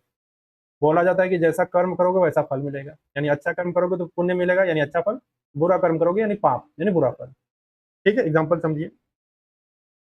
मान लो तुम खेत में बीज बो देते हो, आम का बीज बोगे आम मिलेगा, नीम का बीज बोगे नीम मिलेगा। तुम आम का बीज बोकर आम की जगह सेब नहीं पा सकते। ठीक इसी तरह क्या होगा, अच्छे कर्म का फल अच्छा होगा, बुरे कर्म का फल बुरा होगा। इसी को कर्म सिद्धांत कहते हैं, यही बताया गया। मतलब जैसा बोगे वैसा पाओगे, यही कर्म सिद्धांत। ठीक। तो बुरा कर्म किए यानी पाप कर दिए, अच्छा कर्म किए यानी पुण्य कर दिए। तो ये कर्म सिद्धांत से पाप और पुण्य और कर्म सिद्धांत जुड़ गए एक साथ तीनों। समझ में आ गया? तो कर्म सिद्धांत क्या कर रहा है, भारतीय दर्शन कह रहा है कि कोई भी कर्म बिना फल दिए समाप्त नहीं होता है। कोई भी कर्म बिना फल दिए समाप्त नहीं होता, ये इंडियन फिलोसफी में बोला जाता है। यानी हर कर्म का परिणाम निश्चित है, भले ही तुरंत ना मिले। मैंने बताया था भले तुरंत ना मिले, इस जन्म में नहीं तो अगले जन्म में मिलेगा, लेकिन मिलेगा जरूर। हो सकता है 1 साल बाद मिले, 2 साल बाद मिले, अगले जन्म में मिले। सॉरी, मिलेगा जरूर। तो पाप का फल कैसे मिलता है? झूठ बोल दिए। राहुल अपने दोस्तों और परिवार से बार बार झूठ बोलता है। शुरू में सब ठीक लगता है, लेकिन धीरे धीरे लोग उस पर विश्वास करना बंद कर देते हैं, दोस्त दूर होने लगते हैं, परिवार भी उसकी बात पर भरोसा नहीं करता। तो यही कर्म फल है। मतलब झूठ बोला, शुरू में तो ठीक था, लेकिन बाद में भरोसा ही खत्म। तो ये उसका कर्म फल था। आपने कहानी सुनी होगी ना, शेर आया बोल के, एक गांव की कहानी थी बचपन में। बार बार मजाक करता था, बाद में एक दिन असली शेर आ गया, कोई भरोसा ही नहीं किया। तो उसका कर्म फल था। ठीक। तो किसी भगवान ने आकर उसे सजा नहीं दी है, बल्कि उसके कर्मों ने ही परिणाम पैदा कर दिया। समझ में आ गया? भगवान नहीं, उसके कर्म ही उसके परिणाम पैदा कर दिए। जो उसने जैसा किया, परिणाम तय हो गया। नशा कर रहा है कोई, कोई व्यक्ति रोज शराब पीता है, कुछ साल बाद क्या होगा, स्वास्थ्य खराब हो जाएगा, परिवार टूटने लगता है, आर्थिक समस्याएं बढ़ जाती है। तो ये क्या, उसके कर्म का स्वाभाविक फल था। शराब जम जम के पिया, पूरा परिवार तहस नहस हो गया, परिवार सब दूर हो गया, आर्थिक समस्याएं बढ़ गई, स्वास्थ्य खराब हो गया। इसका कर्म का स्वाभाविक फल था। पुण्य का फल कैसे मिलता है? यानी एक ईमानदारी वाला देखिए, एक कर्मचारी वर्षों तक ईमानदारी से काम करता रहा, धीरे धीरे क्या हुआ, लोग उस पर भरोसा करने लगते हैं, उसे सम्मान मिलता है, उसे महत्वपूर्ण जिम्मेदारियां मिलती है। तो ये उसके पुण्य कर्म का फल है। ठीक, उसके उसने भरोसा जीत लिया लोगों का, उसके कर्म से उसके परिणाम तय हो गए। दूसरा सेवा। एक छात्र जो है गरीब बच्चों को मुफ्त में पढ़ाता है, कुछ वर्षों बाद जो है समाज में उसकी प्रतिष्ठा बढ़ती है, लोगों का प्यार सम्मान मिलने लगता है, उसे अंदर से संतोष मिलता है। तो ये पुण्य का फल है। ठीक। तो कर्म फल हमेशा तुरंत क्यों नहीं मिलता है, मन में सवाल आना चाहिए। ये सबसे बड़ा सवाल लोगों के मन में आता रहता है। तो कई बार हम क्या देखते हैं कि अच्छे लोगों के साथ बुरा क्यों होता है और बुरे लोग सुखी क्यों दिखते हैं। ऐसा होता है कि जो भेड़िए लोग हैं, चोर लोग हैं, ये लोग जो बलात्कारी है, हत्यारे हैं, वो बड़े बड़े पदों पर बैठ के आनंद ले रहे हैं, और जो अच्छे लोग हैं दुखी हैं। तो भारतीय दर्शन क्या बोलता है कि कर्म का फल तुरंत भी मिल सकता है और बाद में भी मिल सकता है। तो बैंक का अकाउंट वाला उदाहरण याद करिए। मान लीजिए कि आपके बैंक खाते में लेन देन हो रहा है, कुछ ट्रांजेक्शन तुरंत दिखते हैं, कुछ देर बाद अपडेट होते हैं, ऐसा होता है। वैसे ही कर्मों का हिसाब भी चलता रहता है। ठीक। तो अभी तो वो बहुत ही सुखी दिख रहा है, लेकिन बाद में बहुत ही दुखी होने वाले हैं। जो अभी दुखी दिख रहे हैं, बाद में बहुत सुखी होने वाले हैं, ऐसा हो सकता है। इसीलिए कर्मफल जो है हमेशा तुरंत नहीं मिलता, कई बार तुरंत मिल सकता है, कई बार देर में मिल सकता है। ठीक है। तो आधुनिक विज्ञान और मनोविज्ञान क्या कहते हैं कि कर्म सिद्धांत को मनोविज्ञान भी एक हद तक स्वीकार करता है, साइकोलॉजी भी। यदि कोई व्यक्ति झूठ बोलता है, धोखा देता है, दूसरों को नुकसान पहुंचाता है, तो उसके अंदर क्या होता है, अपराध बोध, तनाव, डर बढ़ने लगता है। ये साइकोलॉजी बोलती है कि कर्म सिद्धांत को ऑलमोस्ट लगभग मानती है वो भी, मनोविज्ञान। यानी कोई झूठ बोलेगा, धोखा देगा, दूसरों को नुकसान पहुंचाएगा, उसके अंदर डर आने लगता है, स्ट्रेस आने लगता है, और साइकोलॉजी इसी को मेजर करती है। अपराध बोध, तनाव, डर, ये सब बढ़ने लगता है। तो साइकोलॉजी भी मानती है इसको। तो वही जो व्यक्ति दया करता है, सेवा करता है, ईमानदारी से रहता है, उसके अंदर आत्मविश्वास, मानसिक शांति, संतोष बढ़ता है। तो ये भी साइकोलॉजी का हिस्सा है। ये साइकोलॉजी बोलती है। एग्जाम्पल से एक छोटी कहानी लीजिए। दो किसान थे, पहला किसान मेहनत करता था, दूसरा किसान आलसी था। बारिश आई, फसल तैयार हुई। परिणाम क्या हुआ? मेहनती किसान की फसल अच्छी हुई, आलसी किसान की फसल खराब हुई। ठीक है, पहले किसान ने क्या किया? ये मेरा भाग्य नहीं, मेरे कर्मों का फल है। यही कर्म सिद्धांत। पहले किसान ने क्या कहा? ये मेरा भाग्य नहीं है, ये मेरे कर्मों का फल है। मैंने काम किया इसलिए मुझे मिला है ये कर्म सिद्धांत है। समझ में आ गया? तो पाप पुण्य और कर्म सिद्धांत कैसे जुड़े हुए हैं? ठीक है, पाप अगर आप बुरा कर्म करते हैं तो आप पापी हैं। ठीक है, और बुरे कर्म का बुरा परिणाम निकलता है। ठीक, आप अच्छा कर्म करते हैं तो आप पुण्य कर रहे हैं, कर्म का अच्छा परिणाम मिलता है। समझ में आ गया? ये तीनों एक दूसरे से लिंक है, कर्म सिद्धांत, पाप और पुण्य। ठीक, चलिए महाभारत से एक उदाहरण लीजिए। महाभारत में युधिष्ठिर सत्य और मार्ग के रास्ते पर चले और दुर्योधन ने लालच, जलन और अन्याय का मार्ग चुना, और अंत में क्या हुआ? धर्म की विजय हुई, अधर्म की हार हुई। यानी यह कर्म और कर्मफल का प्रतीकात्मक संदेश है। कर्म और कर्मफल का प्रतीकात्मक संदेश। युधिष्ठिर ने सत्य और धर्म के मार्ग पे चला, यानी सत्य से जुड़े हुए काम किए, धर्म से जुड़ा हुआ काम किया, यानी कर्तव्य से जुड़ा हुआ काम किया। दुर्योधन ने लालच, ईर्ष्या, अन्याय का मार्ग चुन लिया। ठीक, तो ये इसका परिणाम इसको मिला और इनको इनका परिणाम मिला। तो ईमानदारी का परिणाम विश्वास होता है, करुणा का सामाजिक सद्भाव मिलता है, सेवा से सम्मान मिलता है और झूठ से अविश्वास पैदा होता है। भ्रष्टाचार से सामाजिक नुकसान होता है और हिंसा से अशांति फैलती है। ठीक, अब देखिए, कर्म एक बीज है, फल उसका परिणाम है। कर्म एक बीज है, फल उसका परिणाम है। यानी अच्छे बीज, मतलब आप अच्छे बीज बोओगे तो अच्छे फल मिलेंगे, बुरे बीज बोओगे तो बुरे फल मिलेंगे। अच्छे बीज मतलब पुण्य कर्म, बुरे बीज मतलब पाप कर्म। यदि भारतीय दर्शन के कर्म सिद्धांत का सबसे सरल अर्थ क्या है? जैसा करोगे वैसा भरोगे और जैसा बोओगे वैसा काटोगे। यही भारतीय दर्शन के कर्म सिद्धांत का सबसे सरल अर्थ है। जैसा बोओगे वैसा काटोगे और जैसा करोगे वैसा भरोगे। जैसी करनी वैसी भरनी। समझ में आ गया? अब देखिए, हमें रित समझना है। हमने क्या समझ लिया? पाप पुण्य सब समझ लिया, कर्म सिद्धांत समझ लिए। ठीक है, ऋण व्यवस्था देख ली। अब हम रित क्या होता है ये देखेंगे। रित, ऋण नहीं, रित। अच्छे से समझेंगे, कायदे से समझेंगे, ताकि दिमाग का ढक्कन चलता रहे। ठीक है, अगर एक वाक्य में समझना है तो कैसे समझेंगे? रित वो प्राकृतिक और नैतिक नियम है। रित आपसे पूछा जाए ना कि रित क्या है, तो बस बोलिए नियम है। तो पूछा जाएगा कैसा नियम है, तो आप बोलिए प्राकृतिक और नैतिक नियम है, जिसके अनुसार पूरा ब्रह्मांड संतुलित रूप से चलता है। या रित क्या है? रित का मतलब क्या है? ब्रह्मांड का अदृश्य ट्रैफिक नियम, ऐसा मान। चलिए देखिए, समझिए उदाहरण से ट्रैफिक सिस्टम को समझिए। कल्पना करिए कि शहर में कोई ट्रैफिक नियम नहीं है। ऐसा कल्पना करिए, शहर है और कोई भी ट्रैफिक नियम नहीं है। कोई लाल बत्ती ना, तो क्या होगा? कोई लाल बत्ती ना माने, कोई गलत दिशा में गाड़ी चलाए, कोई कहीं भी गाड़ी रोक दे, तो क्या होगा?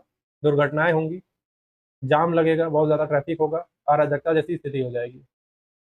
अब सोचिए कि पूरा ब्रह्मांड भी एक बहुत बड़ा शहर है।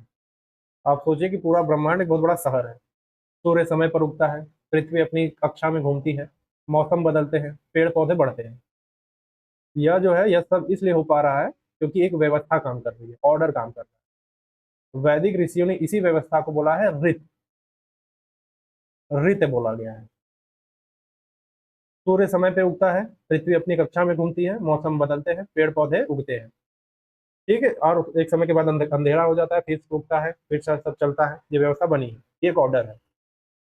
तो पुराने समय के लोगों ने, ऋषियों ने, वैदिक ऋषियों ने इसको ऋत बोला, एक वर्ड दिया ऋत। ठीक है, अगर ये ऋत व्यवस्था ना हो तो क्या होगा? दुर्घटनाएं होंगी। ये वाला याद करिए एग्जाम्पल, ट्रैफिक सिस्टम वाला, कि अगर शहर में ट्रैफिक सिस्टम ना हो तो क्या हो? तो ये सब क्या होगा? दुर्घटना होगी, जाम लगेगा। अगर ट्रैफिक सिस्टम हो, ट्रैफिक नियम हो, तो क्या होगा?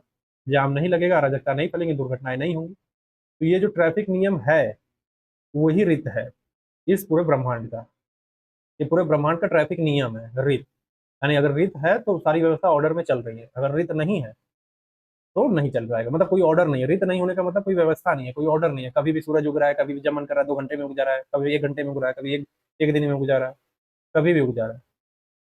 ठीक है, यानी रित व्यवस्था नहीं है। तो अगर सूर्य उगता है, पृथ्वी अपनी कक्षा में घूम रही है, समय बदल रहे हैं, समय पे बदल रहे हैं, पेड़ पौधे अपने टाइम पे उग रहे हैं, तो ये इसी ऑर्डर को ऋषियों, वैदिक ऋषियों ने रित बोला है। तो ये रित व्यवस्था है। अगर ये रित व्यवस्था ना हो, बोल दिया जाए कि रित व्यवस्था नहीं है, तो पेड़ पौधे उग ही नहीं रहे हैं, या उग रहे हैं, कभी भी उग रहे हैं, कहीं भी उग जा रहे हैं, उग जा रहे हैं बिना ऑर्डर के। तो ऋत व्यवस्था का मतलब ये है, ऋत होने का मतलब ये है कि सब कुछ ऑर्डर में, प्रकृति का नियम। प्रकृति का अपने आप को कैसे संचालित करती है।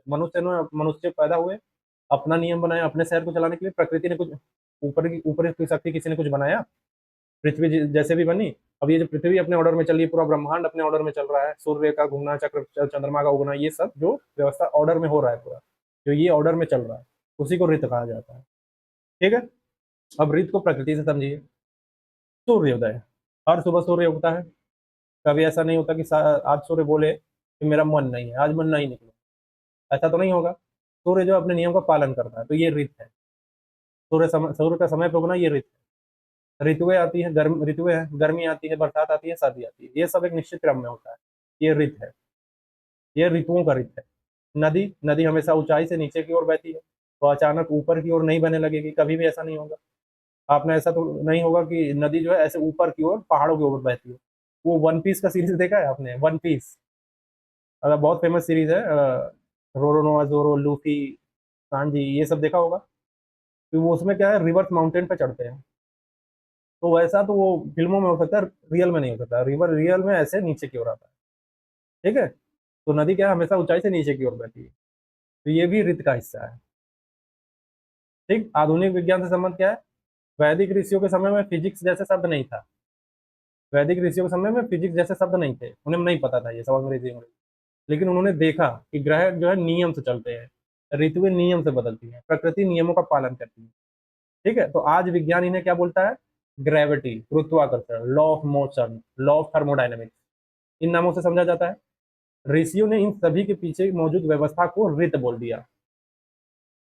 वो भी इन्हीं चीजों की बात कर रहे थे, ऋषि जो वैदिक ऋषि थे, वो भी इन्हीं सब चीजों की बात कर रहे थे, gravity, law of motion, law of thermodynamics, लेकिन उनको टेक्निकल नाम नहीं पता था। अब किसी ने नाम दे दिया और उसको समझा दिया हो। लेकिन ऋषि क्या बोलते, इसके पीछे मौजूद व्यवस्था, जो इसके पीछे शक्ति काम कर रही है, उनको दैवीय चीजें दिखती थी हमेशा, उनके पीछे जो काम कर रही शक्ति थी, उसको ऋत बोला। समझ में आया? तो वो भी इन्हीं सब चीजों की बात कर रहे थे, बस उन्हें पता नहीं था कि ये इस तरीके से काम करता है, उन्होंने शक्ति से जोड़ा। बस इन्होंने बोल दिया इसके पीछे कोई ना कोई तो वजह है काम करने की, मतलब लॉजिकल होकर सोच रहे थे, तो उन्होंने इसी व्यवस्था को बोला ऋत। ग्रह नियम से चल रहे हैं, ऋतुएं नियम से बदल रही है, प्रकृति नियमों का पालन कर रही है। ठीक है। तो इसी व्यवस्था को ऋत कह दिया हो। और आज का मॉडर्न साइंस उसको बोलता है gravity, law of motion, law of thermodynamics, क्योंकि पुराने लोगों के पास फिजिक्स जैसे शब्द नहीं थे, उनके पास जो शब्द था उन्होंने इस्तेमाल कर लिया। अब ऋत के महत्वपूर्ण पहलू देखिए, एस्पेक्ट्स देखिए। ब्रह्मांडीय ऋत, कॉस्मिक ऋत। पहला है ब्रह्मांडीय, ऐसे बहुत सारे ऋत के बारे में समझाया जाएगा आपको। ब्रह्मांडीय ऋत यानी ये प्रकृति के नियम है। यानी पहला उदाहरण के लिए सूरज का निकलना। हर सुबह सूरज निकलता है। अगर एक दिन सूरज बोले कि आज मेरा मन नहीं है, मैं नहीं निकलूं, तो क्या हो जाएगा? अंधेरा छा जाएगा, पौधे मरने लगेंगे, जीवन संकट में पड़ने लगेगा सबका। इसलिए सूरज जो है अपने नियम का पालन करता है। तो ये क्या है? ब्रह्मांडीय ऋत। हाइड्रो साइकिल, जल चक्र, पढ़ते ही वाटर साइकिल के बारे में। समुद्र का पानी भाप बनता है, बादल बनते हैं, बारिश होती है, नदियां बहती है, ये है। अगर बारिश कभी हो ही ना तो क्या होगा? खेती खत्म हो जाएगी। इसलिए प्रकृति एक व्यवस्था से काम करती है, तो ये भी है एक ऋतु। वाटर साइकिल भी एक ऋतु है। ऋतुएं क्या है? गर्मी, बरसात, सर्दी अपने समय पर आती है। अगर दिसंबर में 50 डिग्री का तापमान हो और जून में बर्फ पड़ने लगी तो क्या होगा? जीवन कठिन हो जाएगा हमारा। इसलिए प्रकृति का संतुलन ही ऋत है। प्रकृति का संतुलन ही ऋत है। अब दूसरा, हमने पहला क्या देखा? ब्रह्मांडीय ऋत। अब दूसरा नैतिक ऋत देखिए, मोरल ऋत। ऋषियों ने क्या कहा कि जिस तरह प्रकृति नियम से चलती है, उसी तरह मनुष्य को भी सत्य और न्याय से चलना चाहिए। इसे नैतिक ऋत कहा जाता है। ध्यान रखिएगा, जिस तरह प्रकृति नियम से चलती है, उसी तरह मनुष्यों को भी एक नियम बनाया गया है, वो सत्य है और न्याय है, उसी तरह चलना है, उसे नैतिक रीति बोला जाता है। ठीक है। एग्जाम्पल के लिए सत्य बोलना, मान लीजिए तुमने जो है दोस्त से कहा मैं कल तुम्हारे पैसे लौटा दूंगा, हमको दे दो 10,000 रुपये। अगर तुम सच में लौटा देते हो तो विश्वास बना रहेगा, लेकिन अगर झूठ बोलोगे तो दोस्त का भरोसा टूटेगा, रिश्ते खराब होंगे। तो इसलिए सत्य बोलना क्या है? रित है। परीक्षा में नकल करना, एक छात्र मेहनत करता है, दूसरा दूसरा नकल करके नंबर लाता है। कुछ समय के लिए नकल नकल वाला जो है जीत सकता है, लेकिन लंबे समय में ज्ञान और सम्मान मेहनती छात्र को मिलेगा। इसलिए ईमानदारी रित है।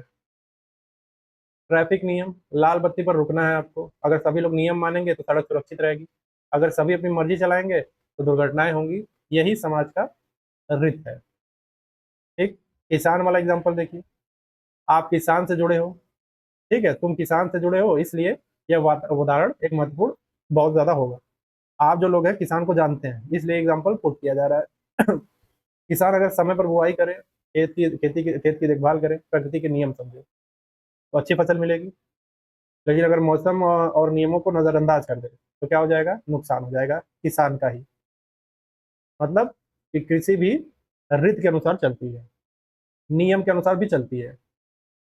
और ऋतु और धर्म का संबंध देखिए, वैदिक काल में पहले ऋतु की अवधारणा आई, बाद में इसी से धर्म की अवधारणा विकसित हुई। यानी पहले ऋतु आया, फिर ऋतु से धर्म की अवधारणा आ गई, इसी को धर्म बोल दिया गया ढंग से। यानी ऋतु ऋतु और धर्म एक दूसरे से जुड़े हुए हैं।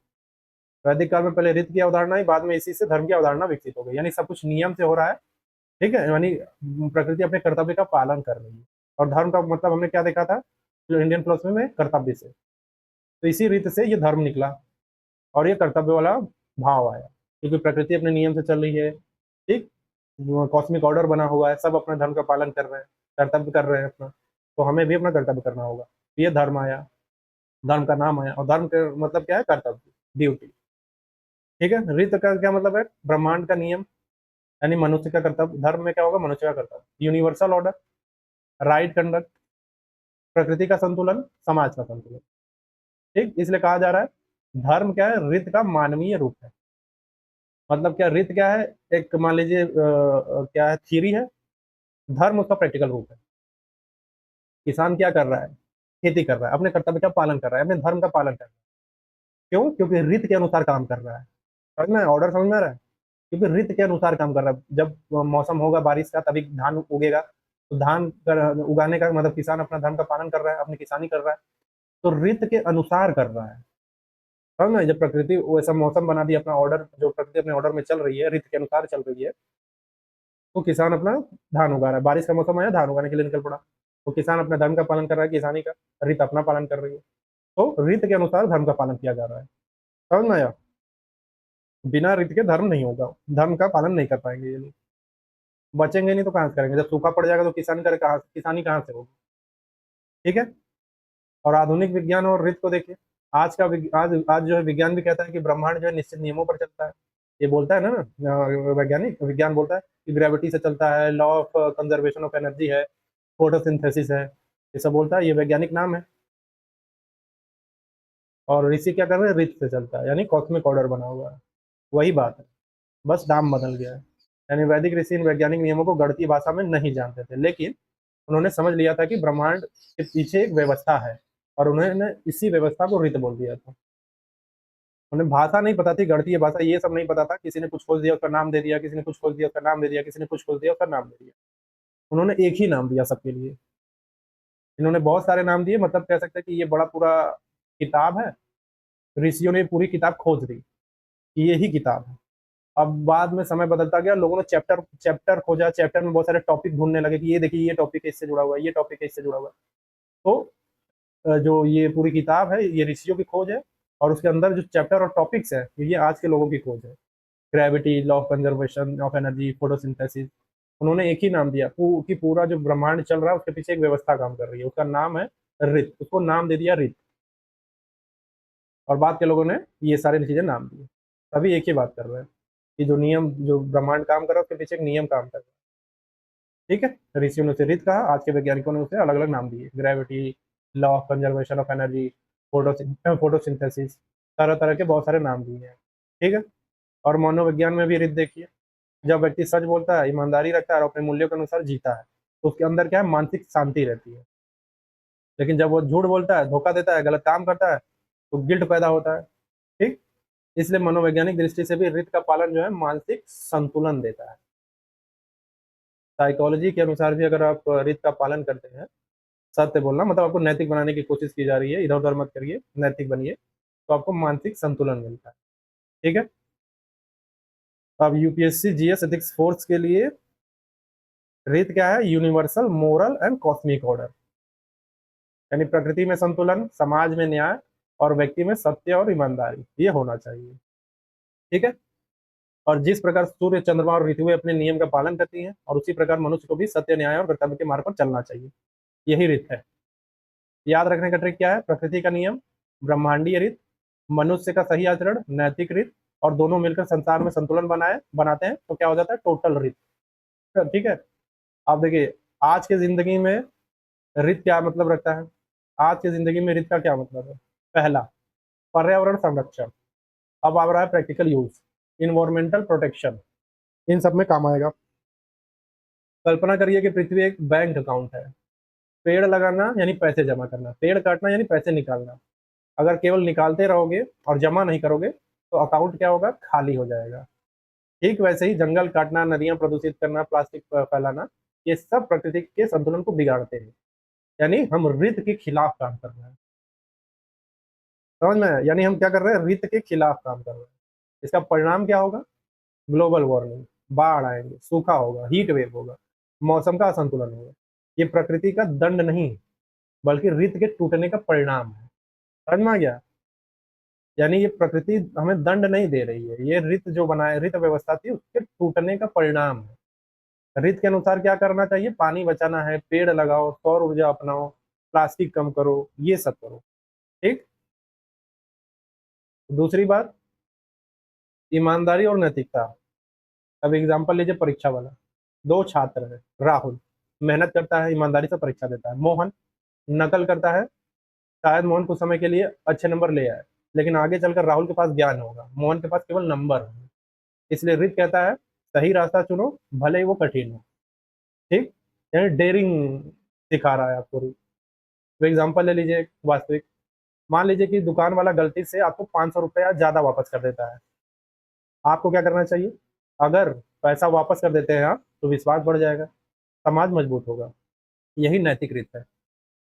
कानून का पालन, ट्रैफिक सिग्नल का उदाहरण लीजिए। सड़क पर 100 लोग हैं, अगर सभी लोग नियम माने तो दुर्घटना नहीं होगी।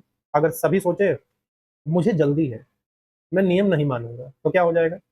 जाम लगेगा, दुर्घटना हो जाएगी। और इसलिए ट्रैफिक नियम भी आधुनिक समाज का रीत है। ठीक। अब एक यूपीएससी वाला उदाहरण लीजिए। एक अधिकारी है, यदि रिश्वत नहीं ले रहा है, निष्पक्ष निर्णय कर रहा है, संविधान का पालन कर रहा है, तो आधुनिक जीवन में रीत का पालन कर रहा है। ठीक। अब स्वास्थ्य में रीत देख लीजिए, हेल्थ वाइज। शरीर शरीर भी एक छोटा सा ब्रह्मांड मानिए। हमारा शरीर भी नियमों से चलता है, समय पर सोना, समय पर खाना, व्यायाम करना, एक्सरसाइज करना, तो ये शरीर के प्राकृतिक नियम है। उदाहरण, अगर कोई व्यक्ति रात 2 बजे सोता है, जंक फूड खाता है, कोई व्यायाम नहीं करता है, तो क्या होगा? मोटापा, तनाव, बीमारियां, ये सब होगा। यानी उसके शरीर का रीत को तोड़ा। उसे शरीर का रीत टूट गया है, नियम टूट गया है। तो रीत के अनुसार क्या होना चाहिए? 7-8 घंटे की नींद लें, नियमित योगा करें, एक्सरसाइज करें, संतुलित भोजन लें, तनाव नियंत्रण करें, मेंटल जो स्ट्रेस है उसको कम करें एक्सरसाइज करके। सोशल मीडिया में रीत देखिए, ये आधुनिक उदाहरण है। रीत के खिलाफ क्या है? फेक न्यूज फैलाना, अफवाहें फैलाना, ट्रोलिंग करना, इससे समाज में क्या होती है? अव्यवस्था पैदा होती है। और रीत के अनुसार क्या होना चाहिए? सही जानकारी साझा करना, दूसरों का सम्मान करना, जिम्मेदारी से पोस्ट करना। ठीक। छठा, किसान के जीवन में रीत कैसे होगा? किसान यदि मौसम के अनुसार खेती करे, मिट्टी का संरक्षण करे, पानी का उपयोग करेगा, तो प्रकृति की रीत के अनुसार काम कर रहा है। ठीक। तो वह क्या है? प्रकृति के अनुसार काम कर रहा है। लेकिन अगर ग्राउंड वाटर का अत्यधिक दोहन कर दे, केमिकल जो होते हैं फर्टिलाइजर का अंधाधुंध उपयोग करे, तो लंबे समय में नुकसान पहुंचेगा। और साइकोलॉजी की भाषा में रीत देखिए, जब व्यक्ति सच बोलेगा, ईमानदारी से काम करेगा, अपने कर्तव्य निभाएगा, तो उसके अंदर शांति रहेगी। लेकिन वो झूठ बोलेगा, धोखा देगा, तो अपराध बहुत पैदा हो जाएगा, गिल्ट होगा। इसीलिए क्या है? रीत केवल बाहरी व्यवस्था नहीं है, बल्कि आंतरिक शांति का भी एक नियम है। समझ में आया? अब देखिए, तो सूत्र देख लीजिए। रीत का मतलब समझिए संतुलन, एक लाइन में, एक वर्ड में समझिए। रीत का मतलब होता है संतुलन। प्रकृति में संतुलन, पर्यावरण संरक्षित रहेगा। समाज में संतुलन, कानून और न्याय बना रहेगा। व्यवहार में संतुलन, ईमानदारी बनी रहेगी। शरीर में संतुलन, स्वास्थ्य बना रहेगा। और मन में संतुलन से शांति बनी रहेगी। समझ में आ गया? तो कल्पना करिए कि पूरी दुनिया एक विशाल घड़ी है। घड़ी का हर पुर्जा सही काम करेगा, तो सही समय जो है सही दिखेगा। लेकिन अगर एक छोटा सा भी पुर्जा खराब हो जाए, तो पूरी घड़ी बिगड़ सकती है। तो वैदिक ऋषियों के अनुसार प्रकृति एक घड़ी है, मनुष्य उसका एक पुर्जा है। और अपना काम सही तरीके से करना ही रित है। समझ में आ गया? तो रित वह सिद्धांत है जो प्रकृति में संतुलन, समाज में न्याय और व्यक्ति के जीवन में सत्य एवं अनुशासन स्थापित करता है। समझ में आया होगा? आप देखिए, हमें भगवत गीता के बारे में थोड़ा समझ लीजिए। हमने रित पढ़ लिया है, रित हो गया, अब हम नया टॉपिक देख रहे हैं। भगवत गीता के बारे में बहुत बारी बातें की जाती है, क्यों पढ़ना चाहिए, क्या है, ये सब देखेंगे। ठीक है? तो गीता क्या है? कल्पना करिए कि तुम जो है जीवन के एक बड़े चौराहे पर खड़े हो। ठीक है? करियर की चिंता है, परिवार की जिम्मेदारी है, सही गलत समझ नहीं आ रहा है, मन में डर है, स्ट्रेस हो रहा है खूब। ऐसे समय में अगर कोई बहुत बुद्धिमान व्यक्ति जीवन का सही रास्ता समझा है, तो वही भगवत गीता है। समझ में आया? करियर का टेंशन, परिवार की जिम्मेदारी, सही गलत समझ ही नहीं आ रहा है, मन में डर है, स्ट्रेस हो रहा है, तनाव हुआ है, और ऐसे में कोई बुद्धिमान व्यक्ति आपको जीवन का सही रास्ता समझाए पूरे निस्वार्थ भाव से, वही भगवत गीता है। भगवत गीता को प्रतीकात्मक अर्थ में लेना है, ये नहीं समझना कि भगवत गीता किताब से हमें ज्ञान मिलेगा। कोई भी कोई भी बुद्धिमान व्यक्ति आपको सही रास्ता दिखाए, वो भगवत गीता है। समझ में आया? तो गीता में भगवान श्री कृष्ण का अर्जुन के लाइफ कोच है, मेंटोर है, एक साइकोलॉजिस्ट की तरह है। तो अर्जुन युद्ध के मैदान में मानसिक तनाव में है, मेंटल ब्रेकडाउन का शिकार हो चुके हैं। अर्जुन, आज की भाषा में कहेंगे तो अर्जुन को क्या बोलेंगे? अर्जुन एंजाइटी में है, स्ट्रेस में है, कंफ्यूजन है, मोरल डिलेमा में फंसे हुए हैं। ये हो गया, तब कृष्ण क्या करते हैं? उन्हें जीवन का विज्ञान समझाते हैं। ज्ञान नहीं, ज्ञान तो बोलिए, ज्ञान समझाते हैं, विज्ञान समझाते हैं, तो जीवन का विज्ञान समझाते हैं, लाइफ साइंस उनको समझाते हैं। पहला है कर्मयोग, यानी सेल्फलेस एक्शन थियरी। टेक्निकल नाम अगर कर्मयोग में, कर्मयोग को सेल्फलेस एक्शन थियरी भी बोलते हैं। नेट पे सर्च करिएगा सेल्फलेस एक्शन थियरी के बारे में, तो आपको पता चलेगा क्या होता है। का मतलब ये है कि काम पर ध्यान दो, रिजल्ट पर नहीं। कर्मयोग, कर्म करो अर्जुन, कर्म करो, फल तुम्हारे हाथ में नहीं है। ठीक है? ये है सेल्फलेस एक्शन थियरी। इसका मतलब ये नहीं है कि परिणाम की परवाही नहीं करना है, ये भी ध्यान रखिएगा। काम करो, फल की चिंता मत करो, फल तुम्हारे हाथ में नहीं। इसका मतलब ये नहीं है कि परिणाम की परवाह नहीं करना, कि जो कुछ होगा देखा जाएगा, नहीं। इसका मतलब ये है कि तुम्हारा नियंत्रण कर्म पर है, परिणाम पर नहीं। जिस चीज पे आपका कंट्रोल है, ठीक है, उस पर ध्यान दीजिए चाहिए। ठीक, जिस चीज के परिणाम पर आपका कोई कंट्रोल नहीं है, तो आप उसको क्या कर सकते हैं? इसमें ये भाव नहीं समझना कि परिणाम का परवाह ही नहीं करना है, बस परिणाम पर आपका नियंत्रण नहीं है। कृष्ण ये बोलना चाहते थे। श्री कृष्ण क्या बोल रहे हैं? कि कर्म करो, फल की चिंता मत करो। मूल भाव मतलब ये है कि कर्म पर कंट्रोल है आपका, आपका कंट्रोल आप पे है, क्योंकि आपके द्वारा कर्म होने वाला है, लेकिन परिणाम पर कंट्रोल नहीं है। इसीलिए परिणाम की चिंता मत करो, फल की चिंता मत करो। समझ में आ गया? एग्जाम्पल के लिए, दो छात्र हैं, पहला छात्र पढ़ाई करता है, मेहनत करता है। दूसरा छात्र क्या है? हर समय सोचता है, अगर फेल हो गया तो, कम नंबर आ गया तो, ये सब। तो पहला छात्र शांत रहेगा, दूसरा छात्र तनाव में रहेगा। तो श्री कृष्ण क्या बोल रहे हैं? तुम पढ़ाई करो, रिजल्ट की चिंता भगवान पर छोड़ दो, यानी रिजल्ट की चिंता मत करो। मूल भाव क्या है कि रिजल्ट, ये कहने का मतलब क्या है कि रिजल्ट पे आपका कंट्रोल नहीं है, तो चिंता करके करोगे क्या? काम है तुम्हारा पढ़ाई करना, पढ़ाई करो। ठीक? देखिए, प्रसिद्ध श्लोक है इसमें, कर्मण्येवाधिकारस्ते मा फलेषु कदाचन। बहुत लोग जानते हैं इस श्लोक के बारे में। यानी तुम्हारा अधिकार केवल कर्म करने पर, फल पर नहीं। तो श्री कृष्ण बोल रहा है कि फल की चिंता मत करो। तो किस सेंस में बोल रहे हैं? कि कंट्रोल नहीं है फल पे तुम्हारा, इसलिए चिंता करके कर क्या लोगे तुम? इसलिए काम करो। वो ये नहीं करे कि फल की चिंता करो ही मत, कि फल मिलेगा ही नहीं मिलेगा, उम्मीद रखो कि फल मिलेगा। ठीक? बस फल में आसक्ति मत करो, क्योंकि कंट्रोल नहीं है तुम्हारा। कंट्रोल तुम्हारा काम करने पे है, तो काम करो। दूसरा है ज्ञान योग, self knowledge and consciousness theory. Net पे इसको भी सर्च कर लीजिएगा। इसको भगवत गीता में ज्ञान योग बोला गया है, और टेक्निकल नाम इसका ये है, self knowledge and consciousness theory. पढ़ेंगे तो पता चलेगा। ठीक है? यानी खुद को पहचानो। ज्ञान योग का मतलब समझिए, कॉन्शियसनेस थियरी में मतलब खुद को पहचानो। हम सोचते रहते हैं अक्सर ना कि मैं शरीर हूँ, मैं पैसा हूँ, मैं नौकरी हूँ। तो गीता कहती है तुम शरीर नहीं हो, तुम आत्मा हो, चेतना हो, तुम आत्मा हो। एग्जाम्पल के लिए, मोबाइल खराब मोबाइल खराब हो जाए, सिम कार्ड रहता है, डेटा रहता है। वैसे ही शरीर क्या है? मोबाइल है। आत्मा क्या है? सिम कार्ड है। शरीर बदल सकता है, आत्मा नहीं। मोबाइल खराब हो जाए तो क्या होगा, सिम कार्ड रहता है, डेटा रहता है। वैसे ही शरीर क्या है, मोबाइल है, आत्मा सिम कार्ड। मोबाइल खराब हो जाएगा तो सिम निकाल के दूसरे में लगा देंगे, ऐसा होता है ना। वैसे ही शरीर बदल सकता है, आत्मा नहीं। साइकोलॉजी से कनेक्शन देखिए इसका। आज साइकोलॉजी में इसे क्या बोला जाता है, सेल्फ अवेयरनेस और आइडेंटिटी अंडरस्टैंडिंग कहा जाता है इसी चीज को, कि जागरूक हो जाओ। भक्ति योग, टेक्निकल नाम क्या है इसका, डेवोशनल पाथ। तो भगवान पर भरोसा रखो, भक्ति योग का पूरा मतलब क्या है, भगवान पर भरोसा रखो।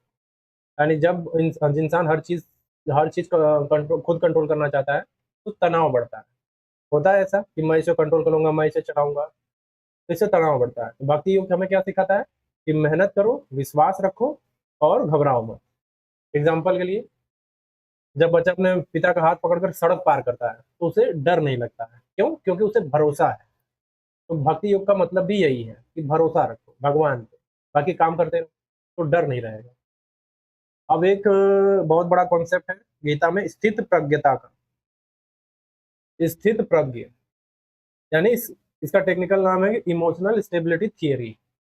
स्थित प्रज्ञ का मतलब होता है कि हर परिस्थिति में मानसिक संतुलन बनाए रखना, हर परिस्थिति में एकदम संतुलन रखना। आपका रिजल्ट यूपीएससी में हो गया, आपका रैंक 1 आ गया, ठीक है, बहुत खुशी, बूमा बूम मचने लगा, आप एकदम स्थिर होकर बैठे हो।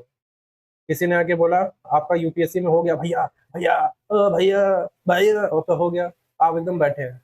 आपने ठीक है, चलो ठीक है। आप फेल हो गए, चार चार प्रीलिम्स फेल किए, पांचवा भी फेल कर गए, आपका पूरा आखिरी अटेम्प्ट भी खत्म हो गया। दुखी मन से कोई आके बोल रहा है, भैया आपका नहीं हुआ भैया।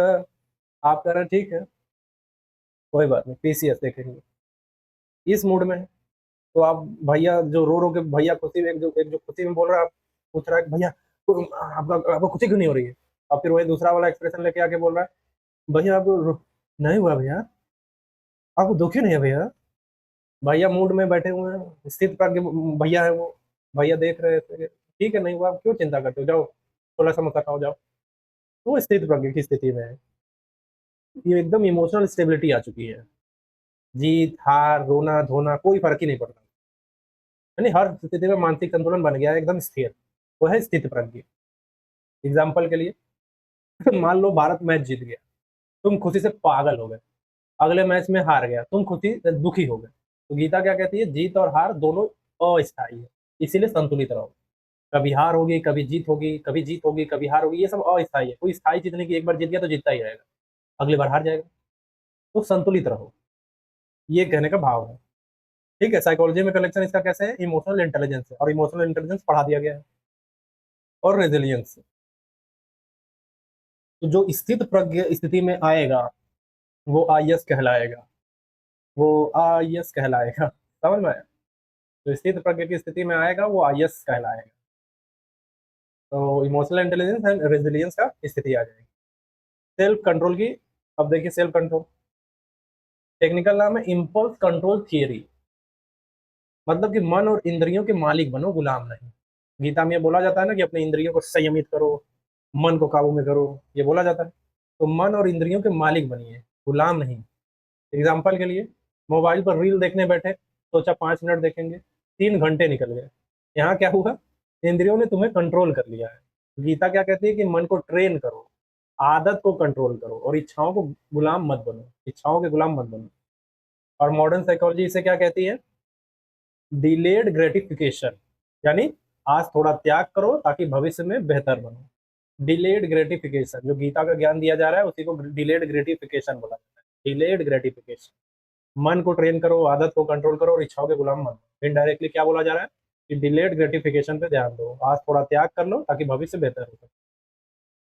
धर्म के बारे में बताया गया है, यानी ड्यूटी एथिक्स। टेक्निकल नाम क्या है, ड्यूटी एथिक्स। यानी धर्म का मतलब केवल पूजा पाठ नहीं है। गीता में धर्म का अर्थ है अपना कर्तव्य निभाना। छात्र का धर्म पढ़ाई करो, डॉक्टर का धर्म इलाज करो, शिक्षक का धर्म शिक्षा दो, किसान का धर्म खेती करो, अधिकारी का धर्म जनता की सेवा करो। ठीक है। अर्जुन का संकट और आधुनिक जीवन देखिए। अर्जुन की समस्या क्या थी, मैं क्या करूं उसकी समस्या थी, मतलब सामने उन्हीं के परिवारजन खड़े थे, अब मैं क्या करूं। तो आज जो है हर व्यक्ति यही पूछ रहा है कि कौन सा करियर चुनूं, सही क्या है, गलत क्या है, जीवन का उद्देश्य क्या है। इसलिए गीता आज भी प्रासंगिक है। वो बताती है कि क्या करें क्या ना करें। तो गीता का सिद्धांत क्या है? कर्मयोग, यानी एथिक्स के कॉन्सेप्ट में अगर हम जोड़े तो कर्म योग वर्क एथिक्स से जुड़ेगा, ज्ञान योग सेल्फ अवेयरनेस से जुड़ेगा, भक्ति योग फेथ एंड ट्रस्ट से जुड़ेगा, स्थित प्रज्ञता किससे जुड़ेगी? इमोशनल इंटेलिजेंस से, आत्मनियंत्रण जुड़ेगा सेल्फ रेगुलेशन से, धर्म जुड़ेगा ड्यूटी एथिक्स से, और निष्काम कर्म जुड़ेगा पब्लिक सर्विस मोटिवेशन। समझ में आया? तो एक लाइन में पूरी गीता का मतलब ये है कि अपना कर्तव्य ईमानदारी से करो, सत्य को समझो, मन को नियंत्रित रखो, भगवान पर विश्वास रखो, और हर परिस्थिति में संतुलित रहो। यही है भगवत गीता का सार, समरी। और यूपीएससी जीएस एथिक्स 4 में की भाषा में अगर हम इसको बोले तो Bhagavad Gita is a practical guide for duty, self control, emotional intelligence and ethical action and spiritual wisdom. English में भी हो गया। अब सवाल मन में आएगा कि गीता क्यों पढ़े? जब इतनी चीजें ऊपर बताई गई तो इसी से समझ में आ जाना चाहिए कि गीता क्यों पढ़े। लेकिन फिर भी बताना तो पड़ेगा। अगर आपसे कोई पूछे कि गीता आखिर इतनी इंपॉर्टेंट क्यों है, तो आपका जवाब होगा कि गीता जीवन की एक यूजर मैनुअल है। जैसे मोबाइल खरीदने पर उसके साथ एक मैनुअल आती है कि उसे कैसे चलाना है, वैसे ही गीता बताती है कि जीवन को कैसे चलाना है। वो आपके जीवन का यूजर मैनुअल है। पहला, गीता जीवन की उलझने सुलझाती है। पहला तो ये, गीता आपके जीवन की उलझने सुलझा देती है, इसलिए पढ़ना चाहिए। तो टेक्निकल नाम यहाँ पे क्या आएगा? Decision making framework. यानी जब हम किसी बड़े निर्णय में फंसते हैं तब गीता रास्ता दिखाती है। अर्जुन का उदाहरण लीजिए। अर्जुन सोच रहे थे कि युद्ध करूं या ना करूं, अपने रिश्तेदार से लड़ूं या ना लड़ूं, सही क्या है, कंफ्यूजन में थे। और आज का इंसान भी यही पूछ रहा है, कौन सा करियर चुनूं, नौकरी बदलूं या नहीं बदलूं, यूपीएससी करूं या नहीं करूं। तो मन में बहुत सारे सवाल है कि किसे प्राथमिकता दूं। तो गीता क्या बोलती है कि पहले अपना कर्तव्य पहचानो, फिर निर्णय लो। अपनी ड्यूटी को पहचानो पहले कि तुम्हारी ड्यूटी क्या है, उसके बाद डिसीजन ले लो। मेरी ये ड्यूटी है, डिसीजन लिया तुरंत उसके बाद। ठीक है। गीता तनाव कम करती है, यानी स्ट्रेस मैनेजमेंट थियरी से जुड़ रहा है। तो अधिकतर तनाव जो है भविष्य की चिंता से पैदा होते हैं, ये या तो आप मानते होंगे, भविष्य उन्मुखी हो जाते हैं, फ्यूचर में ऐसा होगा वैसा होगा, और तनाव में परेशान। तो अधिकतर तनाव क्या है? भविष्य की चिंता से पैदा होती है। अगर फेल हो गया तो क्या होगा, नौकरी नहीं मिली तो क्या होगा, अगर लोग क्या कहेंगे, चार लोग क्या कहेंगे। ठीक है, ये चिंता खाई जा रही है। एग्जाम्पल के लिए, दो छात्र परीक्षा दे रहे हैं, पहला पढ़ाई करता है, दूसरा पढ़ाई करता है, मेहनत करता है, दूसरा समय पर रिजल्ट, हर समय रिजल्ट सोचता है। कौन ज्यादा तनाव में रहेगा? दूसरा, दूसरा वाला। तो गीता क्या बोलेगी? काम पर ध्यान दो, रिजल्ट पे। तो यहाँ क्या आएगा? कर्मा योग। तो कर्मा योग हमारे जीवन को आसान बनाती है। तीसरा, गीता मानसिक संतुलन सिखाती है, इमोशनल इंटेलिजेंस सिखाती है। तो जीवन में हमेशा सफलता नहीं मिलेगी, असफलताएं भी आएंगी। गीता कहती है कि दोनों में संतुलित रहो, ये सब टेम्परेरी है। सफलता है तो कल असफलता है, आज सफलता मिलेगी, सफलता है तो असफलता मिलेगी, ये टेम्परेरी। ठीक है। एग्जाम्पल के लिए, आपने कोई यूट्यूब पे वीडियो डाला, वायरल हो गई, आप बहुत खुश हो गए। अगली, और फिर क्या हो गया? अगली वीडियो आप फिर दूसरा वीडियो डाला, वो नहीं चली, आप दुखी हो गए। तो गीता क्या बोलेगी? न ज्यादा खुश हो न ज्यादा दुखी हो, संतुलित रहो। ये क्या है? स्थित प्रज्ञता। तो स्थित प्रज्ञता भी हमें जीवन में बहुत ही संतुलन में रखने के लिए सिखाती है, यानी इमोशनल इंटेलिजेंस सिखाती है। गीता जिम्मेदारी निभाना सिखाती है, ड्यूटी एथिक्स। धर्म का मतलब पूजा पाठ नहीं, गीता में धर्म का क्या होता है? अपना कर्तव्य निभाना। किसान अपना धर्म निभाए खेती का, शिक्षक अपना पढ़ाने का धर्म निभाए, पत्रकार अपना सच्ची खबर दिखाने का धर्म निभाए, और आईएएस अधिकारी जनता की सेवा करने का धर्म निभाए। तो गीता क्या बोल रही है कि कर्तव्य से भागो मत। गीता आत्मविश्वास बढ़ाती है, सेल्फ एफिशिएंस थियरी, यानी जब व्यक्ति खुद पर भरोसा खो देता है तब गीता उसे उठाती है। मान लीजिए आपने यूपीएससी में 3 बार असफलता पा गए, 3 बार पीटी फेल कर गए, मन कहेगा मैं नहीं कर सकता। गीता कहती है उठो, प्रयास करो, और हार मत मानो। ठीक है। इसलिए श्री कृष्ण जो है अर्जुन तो कहते हैं, क्लैबयम माँ स्मम गम पार्थ। मतलब ये कि हे अर्जुन, कमजोरी मत दिखाओ। ठीक है। और गीता क्या करती है? आत्मज्ञान सिखाती है, सेल्फ अवेयरनेस और कॉन्शियसनेस थियरी। गीता पूछती है कि तुम वास्तव में कौन हो। एग्जाम्पल के लिए, आज लोग अपनी पहचान जोड़ते हैं ना, नौकरी से, पैसे से, पद से। लेकिन अगर नौकरी चली जाए तो क्या पहचान खत्म हो गई? तो गीता कहती है नहीं। ठीक है, तुम्हारी वास्तविक पहचान आत्मा है। तो अपने आप को पद से मत जोड़ो। ठीक है, कि मैं ये हूँ, मैं वो हूँ, मैं क्या हूँ। जब इन सब चीज से लगाव हटाते हो और तटस्थ रह के काम करते हैं, ये मानते हुए कि मैं परम सत्ता का अंश हूँ, मैं ईश्वर से जुड़ा हुआ रहता हूँ, तो डर नहीं रहेगा, नौकरी जाए जाए, दूसरा कुछ करेंगे, तनाव नहीं होगा, एक भगवान पे भरोसा बना रहे। समझ में आया? तो साइकोलॉजी से सेल्फ अवेयरनेस कहती है। गीता हमें क्या सिखाती है? मन को कंट्रोल करना सिखाती है।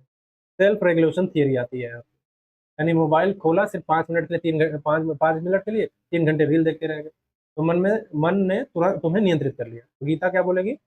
मन आपका सेवक होना चाहिए, मालिक नहीं। तो ये हमें सिखाती है।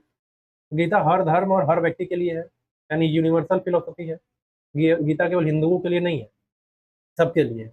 यानी इसके सिद्धांत ईमानदारी, कर्तव्य, आत्मनियंत्रण, मानसिक शांति हर इंसान के लिए उपयोगी है। और कुछ जो महान लोग थे गीता से काफी प्रभावित थे, महात्मा गांधी, स्वामी विवेकानंद, स्टीव जॉब और जे रॉबर्ट ओपेनहाइमर। ओपेनहाइमर एक मूवी आई, अगर आपने देखी, तो इन लोगों ने गीता से काफी प्रेरणा ली। तो गीता में कर्म योग, उसका टेक्निकल नाम कर्मा योग, और एथिक्स में वर्क एथिक्स, धर्म, ड्यूटी एथिक्स, रिस्पॉन्सिबिलिटी, स्थित प्रज्ञता, इमोशनल स्टेबिलिटी।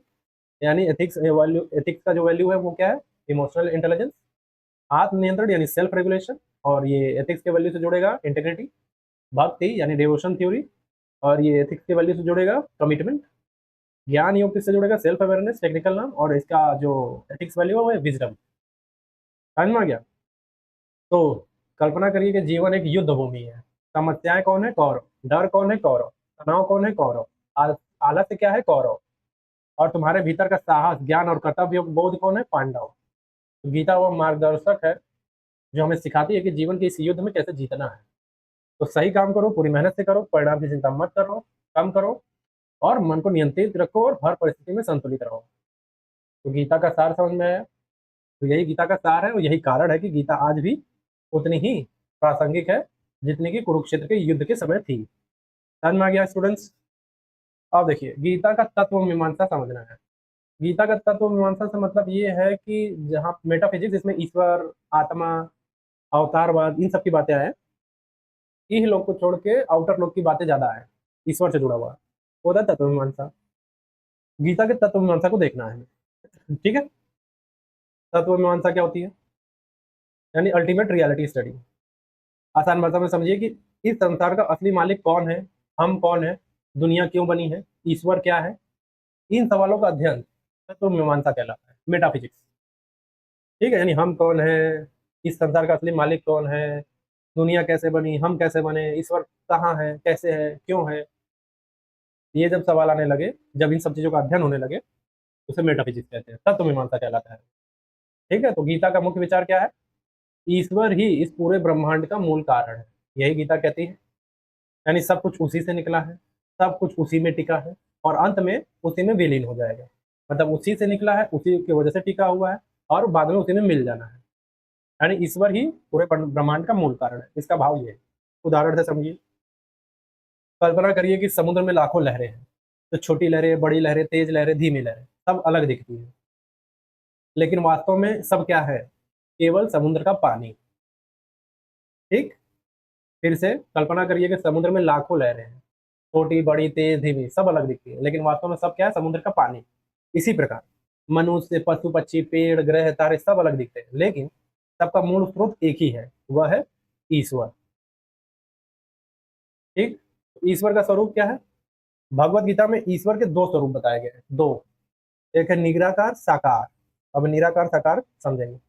निराकार ईश्वर, फॉर्मलेस गॉड, यानी निर्गुण ब्रह्म। निर्गुण ब्रह्म मतलब ऐसा ईश्वर जिसे देखा नहीं जा सकता, जिसका कोई आकार नहीं है, जो हर जगह मौजूद है। मतलब जिसका आकार नहीं है, जिसे देख नहीं सकते, वो तो हर, उसको टेक्निकली वो सब जगह सर्वव्यापी हो जाएगा। जैसे देख ही नहीं सकते, जिसका कोई आकार ही नहीं है, वो तो हर जगह मौजूद हो जाएगा। अगर हम आकार दे देंगे तो वो एक जगह मौजूद हो जाएगा, एक जगह कर देंगे उसको कि ये आकार है, वहां रहते हैं। ठीक है? इसलिए हर जगह मौजूद है। एग्जाम्पल के लिए, वाईफाई दिखाई नहीं देता है। वाईफाई दिखाई देता है, आपसे पूछा जाए तो आप बोलेंगे नहीं, लेकिन मोबाइल चल रहा है, नेट चल रहा है, मतलब वाईफाई मौजूद है। वैसे ही ईश्वर हर जगह है, लेकिन दिखाई नहीं देता। ठीक है? थोड़ा ऐसे जोड़ के पढ़ेंगे तो और अच्छे से समझ में आएगा। निराकार ईश्वर मतलब जिसका कोई आकार प्रकार नहीं है। ऐसे एक बिंदु मान लीजिए, बिंदु भी नहीं है, दिखाई ही नहीं देता है, वो निर्गुण है, कोई आकार नहीं है। साकार ईश्वर यानी सगुण ब्रह्म, मतलब वह ईश्वर वही, जब वही ईश्वर जो है ईश्वर के रूप में प्रकट होता है, यानी वही ईश्वर जो निर्गुण है, निराकार है, वही ईश्वर जो है रूप लेकर प्रकट हो गया। जैसे कृष्ण हो गए, राम हो गए, नरसिंह हो गए, रूप लेकर प्रकट, तो वो सगुण ब्रह्म हो जाएगी, आकार है उनका, बोल सकते हैं, देख सकते हैं। उदाहरण के लिए बिजली को सीधे नहीं देख सकते, लेकिन बल्ब में प्रकाश बन जाती है, पंखे में गति बन जाती है। वैसे ही निराकार ईश्वर साकार रूप धारण कर सकता है। समझ में? बिजली को हम नहीं देख सकते ना, इलेक्ट्रिसिटी को, लेकिन इलेक्ट्रिसिटी बल्ब के रूप में जलती है, पंखे में गति के रूप में दिखती है, हमें बनती है। तो वैसे ही निराकार ईश्वर साकार के रूप में आ सकता है। अब एक है थियरी ऑफ इनकारनेशन। देखिए, तो अवतारवाद के बारे में मैंने डॉक्टर इयान स्टीवेंसन के बारे में बताया है, जब मैं इंडियन फिलोसफी स्टार्ट कर रहा था, बहुत ही स्टार्टिंग में, और बहुत ही डिटेल में उनके बारे में बताया है, और उनके बारे में जानना भी जरूरी है आपके लिए। अवतारवाद यानी डिवाइन इनकारनेशन थियरी, चलिए देखते हैं। तो गीता का ये सबसे प्राचीन सिद्धांत है, अवतारवाद। अवतार का मतलब समझिए पहले। अवतार का मतलब होता है ऊपर से नीचे उतरना। अवतार का मतलब होता है ऊपर से नीचे उतरना। जब ईश्वर स्वयं पृथ्वी पर आते हैं, उसे अवतार कहते हैं। अवतार का अर्थ समझिए, अवतार का मतलब ऊपर से नीचे उतरना, ऊपर से नीचे आना। ठीक। एग्जाम्पल के लिए कल्पना करिए कि एक स्कूल है, प्रिंसिपल ऑफिस में बैठकर सब देखता है, लेकिन एक दिन स्कूल में बहुत अव्यवस्था फैल जाती है, बच्चे लड़ रहे हैं, शिक्षक नियम नहीं मान रहे हैं, अनुशासन पूरा खत्म हो गया। तब प्रिंसिपल स्वयं मैदान में आता है और व्यवस्था ठीक करता है। यही है अवतारवाद। मतलब समझाने के लिए बोल रहे हैं कि ईश्वर ऊपर है, अब नीचे देख रहे हैं कि पूरा अव्यवस्था फैल गया है। अब वो निराकार है, अब वो साकार रूप में आ रहे हैं धरती पर, कि कृष्ण के रूप में, राम के रूप में। क्यों? क्योंकि ये अव्यवस्था जो फैली हुई है तो ठीक करे। ठीक, यही एग्जाम्पल थोड़ा स्कूल टीचर वाला ले लिया ताकि आपको समझ में आए। भगवान अवतार क्यों लेते हैं? मन में आएगा कि भगवान अवतार क्यों लेते हैं। तो श्री कृष्ण जो है स्वयं बता रहे हैं, यदा यदा ही धर्म से ग्लानिर्भवति भारत।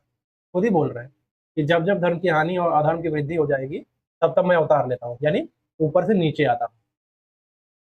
समझ में आ गया? तो तीन मुख्य उद्देश्य हैं उनके अवतार लेने का भगवान का। सज्जनों की रक्षा करना, यानी प्रोटेक्शन ऑफ राइटनेस। ठीक, उदाहरण के लिए प्रहलाद है, प्रहलाद की रक्षा के लिए नरसिंह का अवतार ले लिया, पांडवों की रक्षा के लिए कृष्ण का अवतार ले लिया। दूसरा, दुष्टों का विनाश के लिए, यानी डिस्ट्रक्शन ऑफ इवल, रावण का अंत के लिए राम ने अवतार लिया, कंस के अंत के लिए कृष्ण ने अवतार लिया। तो भगवान राम और कृष्ण क्यों आए? तो भगवान राम राइटनेस किंगशिप मॉडल है, वो राम को राइटनेस किंगशिप मॉडल माना जाए।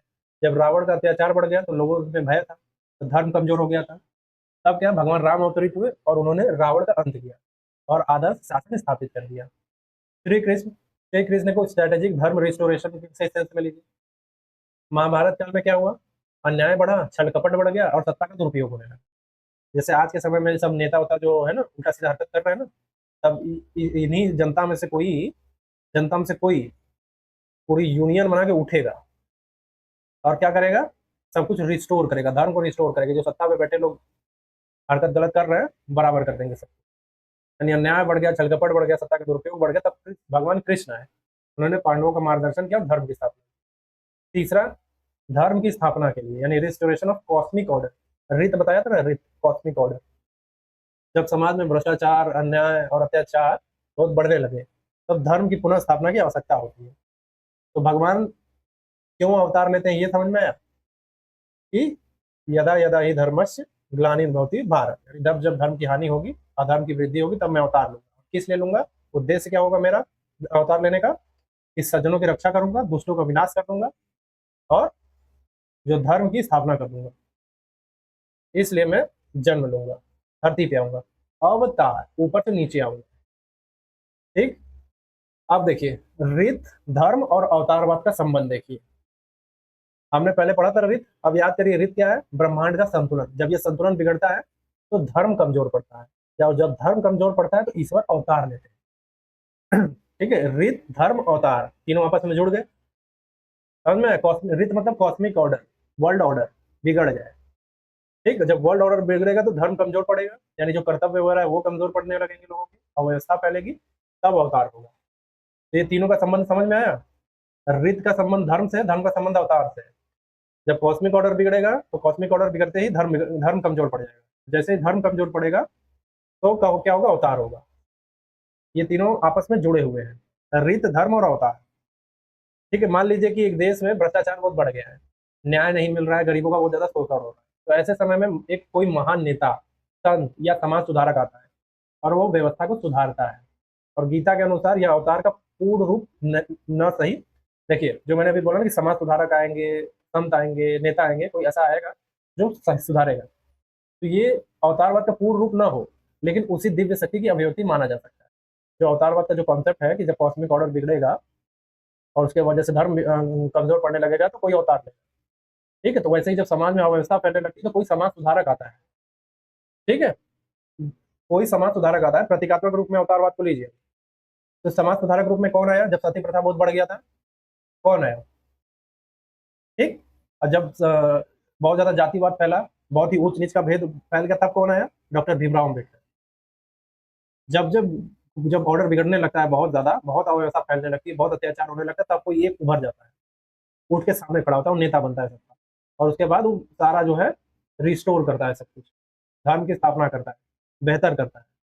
तो भीमराव अम्बेडकर हो गए, महात्मा गांधी हो गए, और नेताजी सुभाष चंद्र बोस हो गए। जब जब ऑर्डर बिगड़ा, चाहे भारत की बात नहीं हो रही, भारत की बात नहीं, भारत के हर किसी में, हर जगह, हर वर्ल्ड ग्लोब पे कहीं भी देख लीजिए, जहां जहां रेवोल्यूशन हुआ है वहां अत्याचार फैला होगा। रेवोल्यूशन होने का मतलब भी यही है कि उससे पहले अत्याचार फैला होगा, तब कोई सामने आया होगा उस ऑर्डर को बेटर करने के लिए, बेहतर करने के लिए। अवतारवाद को प्रतीकात्मक अर्थ में ले लीजिए ताकि समझ में आ जाए।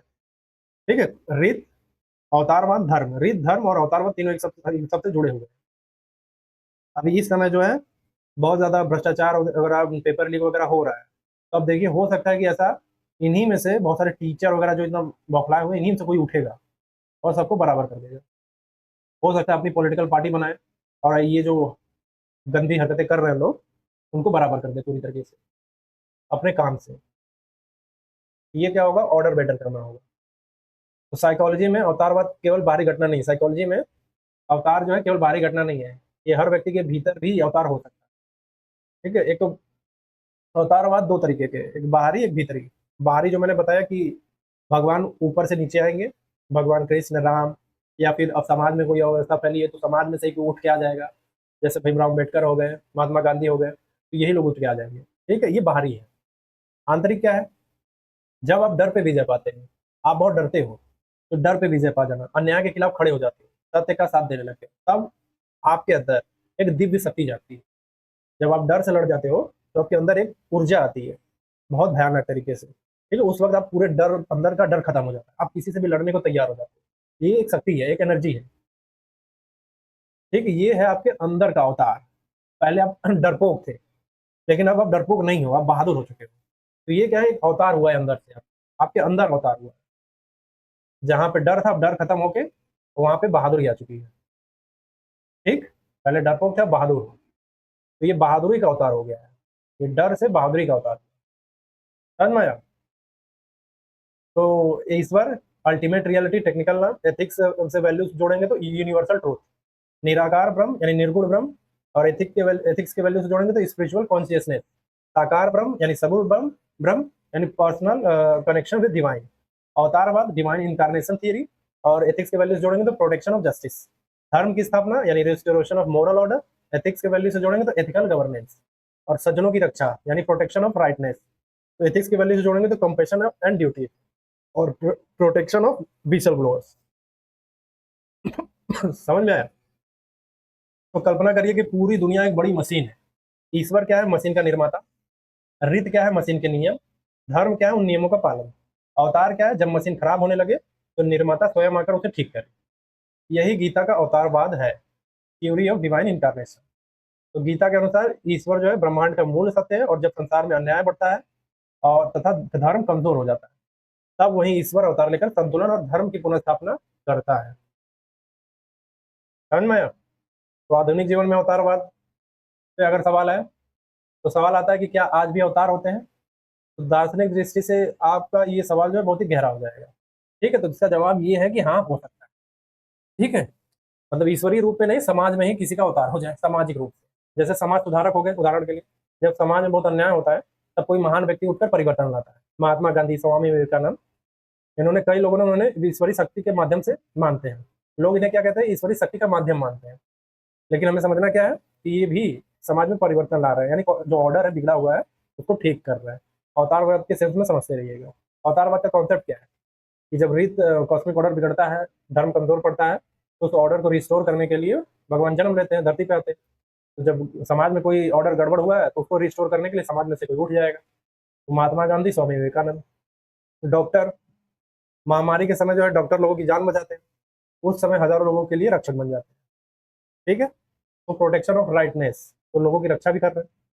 शिक्षक, जब कोई शिक्षक जो है किसी बच्चे का जीवन बदल देता है तो वह उसके लिए प्रकाश का स्रोत माना जाता है। समझ में? तो वो भी अवतार से ही जुड़ेगा। क्यों? क्योंकि उसका जीवन बेहतर हो गया। एक बच्चा जो एकदम गरीबी में है, पढ़ा हुआ है, एक टीचर आ जाता है, उसको पढ़ा लिखा के बेहतर कर देता है और वो अपने जीवन में आगे बढ़ जाता है। तो वो इस जो फंसा हुआ था खराब से ऑर्डर में, एक अव्यवस्था में, उससे निकल गया। निकालने में मदद किसने किया? बाहर से कोई आया, टीचर। समझ में आ गया? और मनोविज्ञान में अवतारवाद, इनर ट्रांसफॉर्मेशन थियरी। गीता का एक गहरा अर्थ यह भी है कि अवतार केवल बाहर ही नहीं होता है, हमारे भीतर भी होता है। जो मैंने बताया आपको कि अपने डर से बहादुर बन गए, डर पे विजय पाके आप बहादुर बन गए, यानी निकल गए उससे। आप डर पर विजय पाते हैं, आलस छोड़ देते हैं, सत्य का साथ देने लगते हैं, तो आपके भीतर की दिव्य शक्ति जागती है और यही आंतरिक अवतार है। सज्जनों की रक्षा करेंगे, कंपैशन। दुष्टों का विनाश होगा, जस्टिस। धर्म की स्थापना होगी, इंटीग्रिटी। सत्य की रक्षा होगी, करेज ऑफ कन्विक्शन। और समाज सुधार होगा, पब्लिक सर्विसेज। आशा और विश्वास बढ़ेगा, मोरल लीडरशिप मिलेगी। तो अवतारवाद हमें क्या सिखाता है? अवतारवाद हमें क्या सिखाता है? कि न्याय पर विश्वास करें, फेथ इन कॉस्मिक जस्टिस, यानी बुराई कुछ समय के लिए जीत सकती है लेकिन हमेशा नहीं। दूसरा, सही रास्ते पर चलना, यानी एथिकल कंडक्ट। धर्म का पालन करने वालों का अंत तक कल्याण हो। तीसरा, कठिन समय में आशा रखो, यानी रिजिलियंस एंड होप, ये सिखा रहा है। जब सब कुछ गलत लग रहा हो तब भी उम्मीद मत छोड़ो। अन्याय के खिलाफ खड़े रहो, यानी मोरल करें। अवतारवाद क्या है? केवल ईश्वर के आने का इंतजार नहीं सिखाता है, यह हमें भी धर्म के लिए खड़ा होना सिखाता है। कि ये इंतजार मत करो कि कोई अवतार लेकर आएगा, आप ही खड़े हो जाओ। जैसे डॉक्टर भीमराव अम्बेडकर खड़े हो गए, महात्मा गांधी खड़े हो गए, स्वामी विवेकानंद खड़े हो गए। ये लोग आ जाते हैं सामने, ऐसे लोग। तो इंतजार नहीं करना है, सीखना है, खुद जस्टिस के लिए सामने आ जाना है। तो कल्पना करिए कि दुनिया एक बड़ा मशीन है, ईश्वर इंजीनियर है, धर्म मशीन के नियम है, अधर्म मशीन की खराबी है, और अवतार इंजीनियर का खुद आकर मशीन ठीक करना है। तो गीता का अवतारवाद भी यही है। समझ में आ गया कि गीता हमें क्या सिखाती है? गीता एक गहरा संदेश दे रही है कि हर व्यक्ति को अपने जीवन में धर्म, न्याय और सत्य की रक्षा के लिए स्वयं भी एक छोटे अवतार की तरह कार्य करना चाहिए, ये बता रही है। अब भगवत गीता में अवतारवाद को अच्छे से और देखते हैं। ठीक है, तो गीता के चौथे अध्याय में भगवान कृष्ण पहली बार जो स्पष्ट रूप से बता रहे हैं कि मैं केवल भगवान नहीं हूँ, बल्कि जब संसार में न्याय बढ़ता तो स्वयं अवतार लेकर आता हूँ। इसी को अवतारवाद बोलते हैं। अवतार थियरी, डिवाइन इनकारनेशन थियरी, ये सब। तो भगवान स्वयं को बोल रहे हैं कि मैं भगवान हूँ और मैं ही अवतार हूँ। ठीक है, तो एक श्लोक आता है, भगवान जब कब अवतार लेते हैं वो बता रहे हैं कि यदा यदा ही धर्मस्य ग्लानिर्भवति भारत अभ्युत्थानम अधर्मस्य तदात्मानं सृजाम्यहम्। ठीक है, ये बोलते हैं। और ये क्या है? डिवाइन इंटरवेंशन थियरी, यानी भगवान कह रहे हैं कि जब संसार में अच्छाई कम होने लगे और बुराई बढ़ने लगे तो मैं अवतार लूंगा। ठीक है, और क्या बोल रहे हैं? धर्मस्य ग्लानि, इसमें आया ना धर्मस्य ग्लानि। तो धर्मस्य ग्लानि का मतलब क्या है? Moral decline.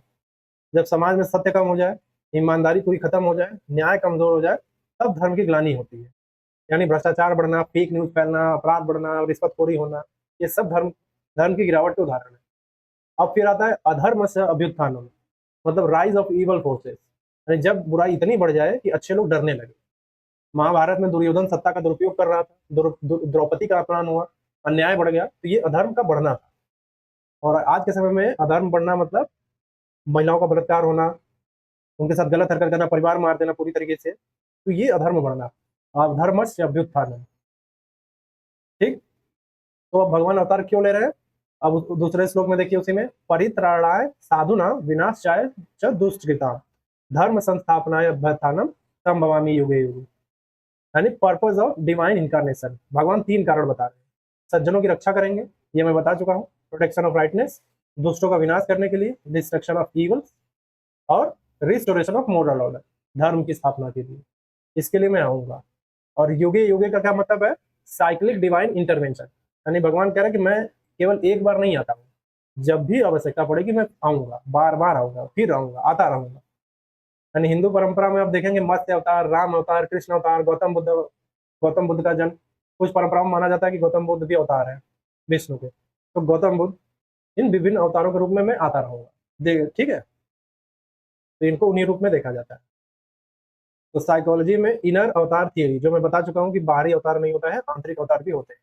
यानी अन्याय के खिलाफ खड़े हो जाना, डर पर विजय पाना, सत्य के साथ खड़े हो जाना। ठीक है। तो अब गीता के तत्व मीमांसा में कर्ता धर्ता संहर्ता के बारे में पढ़ते हैं। ठीक है। ईश्वर ही क्या है? ईश्वर ही करने वाला करता है, धरता है और संहरता है। यानी क्रिएटर है, सस्टेनर है और डिस्ट्रॉयर है। तो ये थियरी देखते हैं। तो ईश्वर ही संसार को बनाता है, चलाता है और समय आने पर समाप्त भी कर देता है। यानी कर्ता मतलब चलाता है, सॉरी, संसार को बनाता है यानी करता है, धरता मतलब चलाता है, संहरता मतलब समय आने पर समाप्त कर देता है।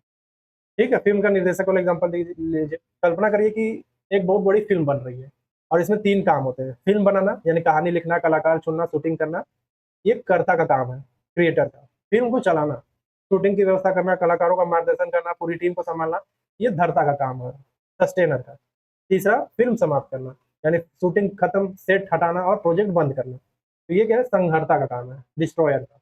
तो गीता क्या कहती है? ईश्वर इन तीनों भूमिकाओं को निभाता है। भगवत गीता ये बोलती है कि ईश्वर इन तीनों को भूमिकाओं को निभाता है। पहला, कर्ता यानी कॉस्मिक क्रिएटर थियरी। कर्ता का मतलब जो सृष्टि को बनाता है। गीता का एक श्लोक है, अहम सर्वस्य प्रभवो मतः सर्वम प्रवर्तते। यानी अहम सर्वस्य प्रभवो मतः सर्वम प्रवर्तते, यानी मैं ही सबका मूल कारण हूँ, मुझसे ही सब कुछ उत्पन्न हुआ है। ठीक। एग्जाम्पल के लिए कुम्हार, एक कुम्हार मिट्टी से घड़ा, सुराही, दीपक बनाता है। वैसे ही ईश्वर ने पृथ्वी, सूरज, मनुष्य, पशु पक्षी इन सबकी रचना की है। ठीक है। दूसरा एग्जाम्पल देखिए, सॉफ्टवेयर डेवलपर, एक प्रोग्रामर जो है पूरा ऐप बनाता है। ऐप जो है, ऐप अपने आप नहीं बन जाता है। तो वैसे ही ब्रह्मांड भी किसी मूल शक्ति से उत्पन्न हुआ है। गीता उस मूल शक्ति को ईश्वर बोल रही है। ठीक। दूसरा है धर्ता यानी सस्टेनर, कॉस्मिक सस्टेनर थियरी। धर्ता का मतलब क्या होता है? जो सृष्टि को चलाता है, संभालता है। एग्जाम्पल के लिए जैसे माली, माली केवल पौधा लगाकर नहीं चला जाता है, वो पानी देता है, खाद देता है, देखभाल करता है, तभी पौधा जीवित रहता है। वैसे ही ईश्वर जो है प्रकृति को संतुलित रखता है, ग्रहों को गति देता है, जीवन को बनाए रखता है। दूसरा उदाहरण, आपका शरीर, सोते समय भी दिल धड़कता है, फेफड़े काम करते हैं, खून बहता है। ठीक है। तो तुम इन्हें नियंत्रित नहीं करते हैं, फिर कौन कर रहा है? तो गीता कहती है इसके पीछे एक सार्वभौमिक व्यवस्था यानी कॉस्मिक ऑर्डर काम कर रही है, उसे ईश्वर बोलते हैं, वही संभालेंगे। और ऋत और धरता में संबंध देखिए। आपने पहले ऋत पढ़ा है, सूरज का उगना, ऋतुओं का बदलना, पृथ्वी का घूमना, ये सब ईश्वर के धरता के स्वरूप है। ठीक है, स्वरूप के उदाहरण है। सूरज का उगना, ऋतुओं का बदलना, पृथ्वी का घूमना, ये सब क्या है? सस्टेनर, यानी बन तो गया है और ये सस्टेनर के एग्जाम्पल है। ये जो ऋत व्यवस्था है, ये धरता का एग्जाम्पल है, यानी सब ईश्वर के धरता स्वरूप के उदाहरण है। सूरज का उगना, ऋतुओं का बदलना, पृथ्वी का घूमना, यानी सस्टेनर जो है वो सस्टेनर का स्वरूप का एग्जाम्पल है। ऋत। संहर्ता, डिस्ट्रॉयर, कॉस्मिक डेजोल्यूशन थियरी, मतलब जो समय आने पर सृष्टि को समाप्त कर देगा। फिर बीज पैदा होता है, पेड़ बनता है, बूढ़ा होता है, गिर जाता है, ये प्रकृति का नियम है। एग्जाम्पल के लिए मोबाइल खरीदा, कुछ साल चला, पुराना हुआ, खराब हो गया। तो कुछ भी हमेशा नहीं रहेगा। तो गीता का एक श्लोक आएगा इसी को जस्टिफाई करने के लिए कि कालोस्मि लोक क्षयकृत प्रवृद्ध। कालोस्मि लोक क्षयकृत प्रवृद्ध, मतलब ये कि मैं संसार का विनाश करने वाला काल हूँ। ठीक है। इसको जस्टिफाई कर रहा है कि क्या तो सवाल ये मन में बनेगा कि क्या संहार होना यानी डिस्ट्रॉयर होना बुरी चीज है? यानी साइकिल ऑफ क्रिएशन थियरी। ठीक है। तो गीता क्या बोली है कि संहार अंत नहीं है, नए आरंभ की तैयारी है। तो इसका मतलब ये कि संहार बुरी चीज नहीं है, डिस्ट्रॉय बुरी चीज नहीं है, संहार अंत नहीं है, वो नए आरंभ की एक तैयारी है। यानी पुराने पत्ते गिरते हैं तभी नए आते हैं, यानी पुरानी फसल कटेगी तभी नई फसल बोई जाएगी, पुरानी पीढ़ी जाती है तभी नई पीढ़ी आती है। इसलिए संहार भी प्रकृति का आवश्यक नियम है, यानी डिस्ट्रॉय डिस्ट्रॉय हो जाना। और आधुनिक विज्ञान से संबंध, क्रिएशन, मेंटेनेंस और डिस्ट्रक्शन साइकिल। यानी विज्ञान भी मानता है कि तारे जन्म लेते हैं, करोड़ों साल चमकते हैं, फिर नष्ट हो जाते हैं, इसे ही स्टेलर लाइफ साइकिल कहते हैं। तो गीता इसी चक्र को आध्यात्मिक भाषा में समझा रही है। समझ में आया?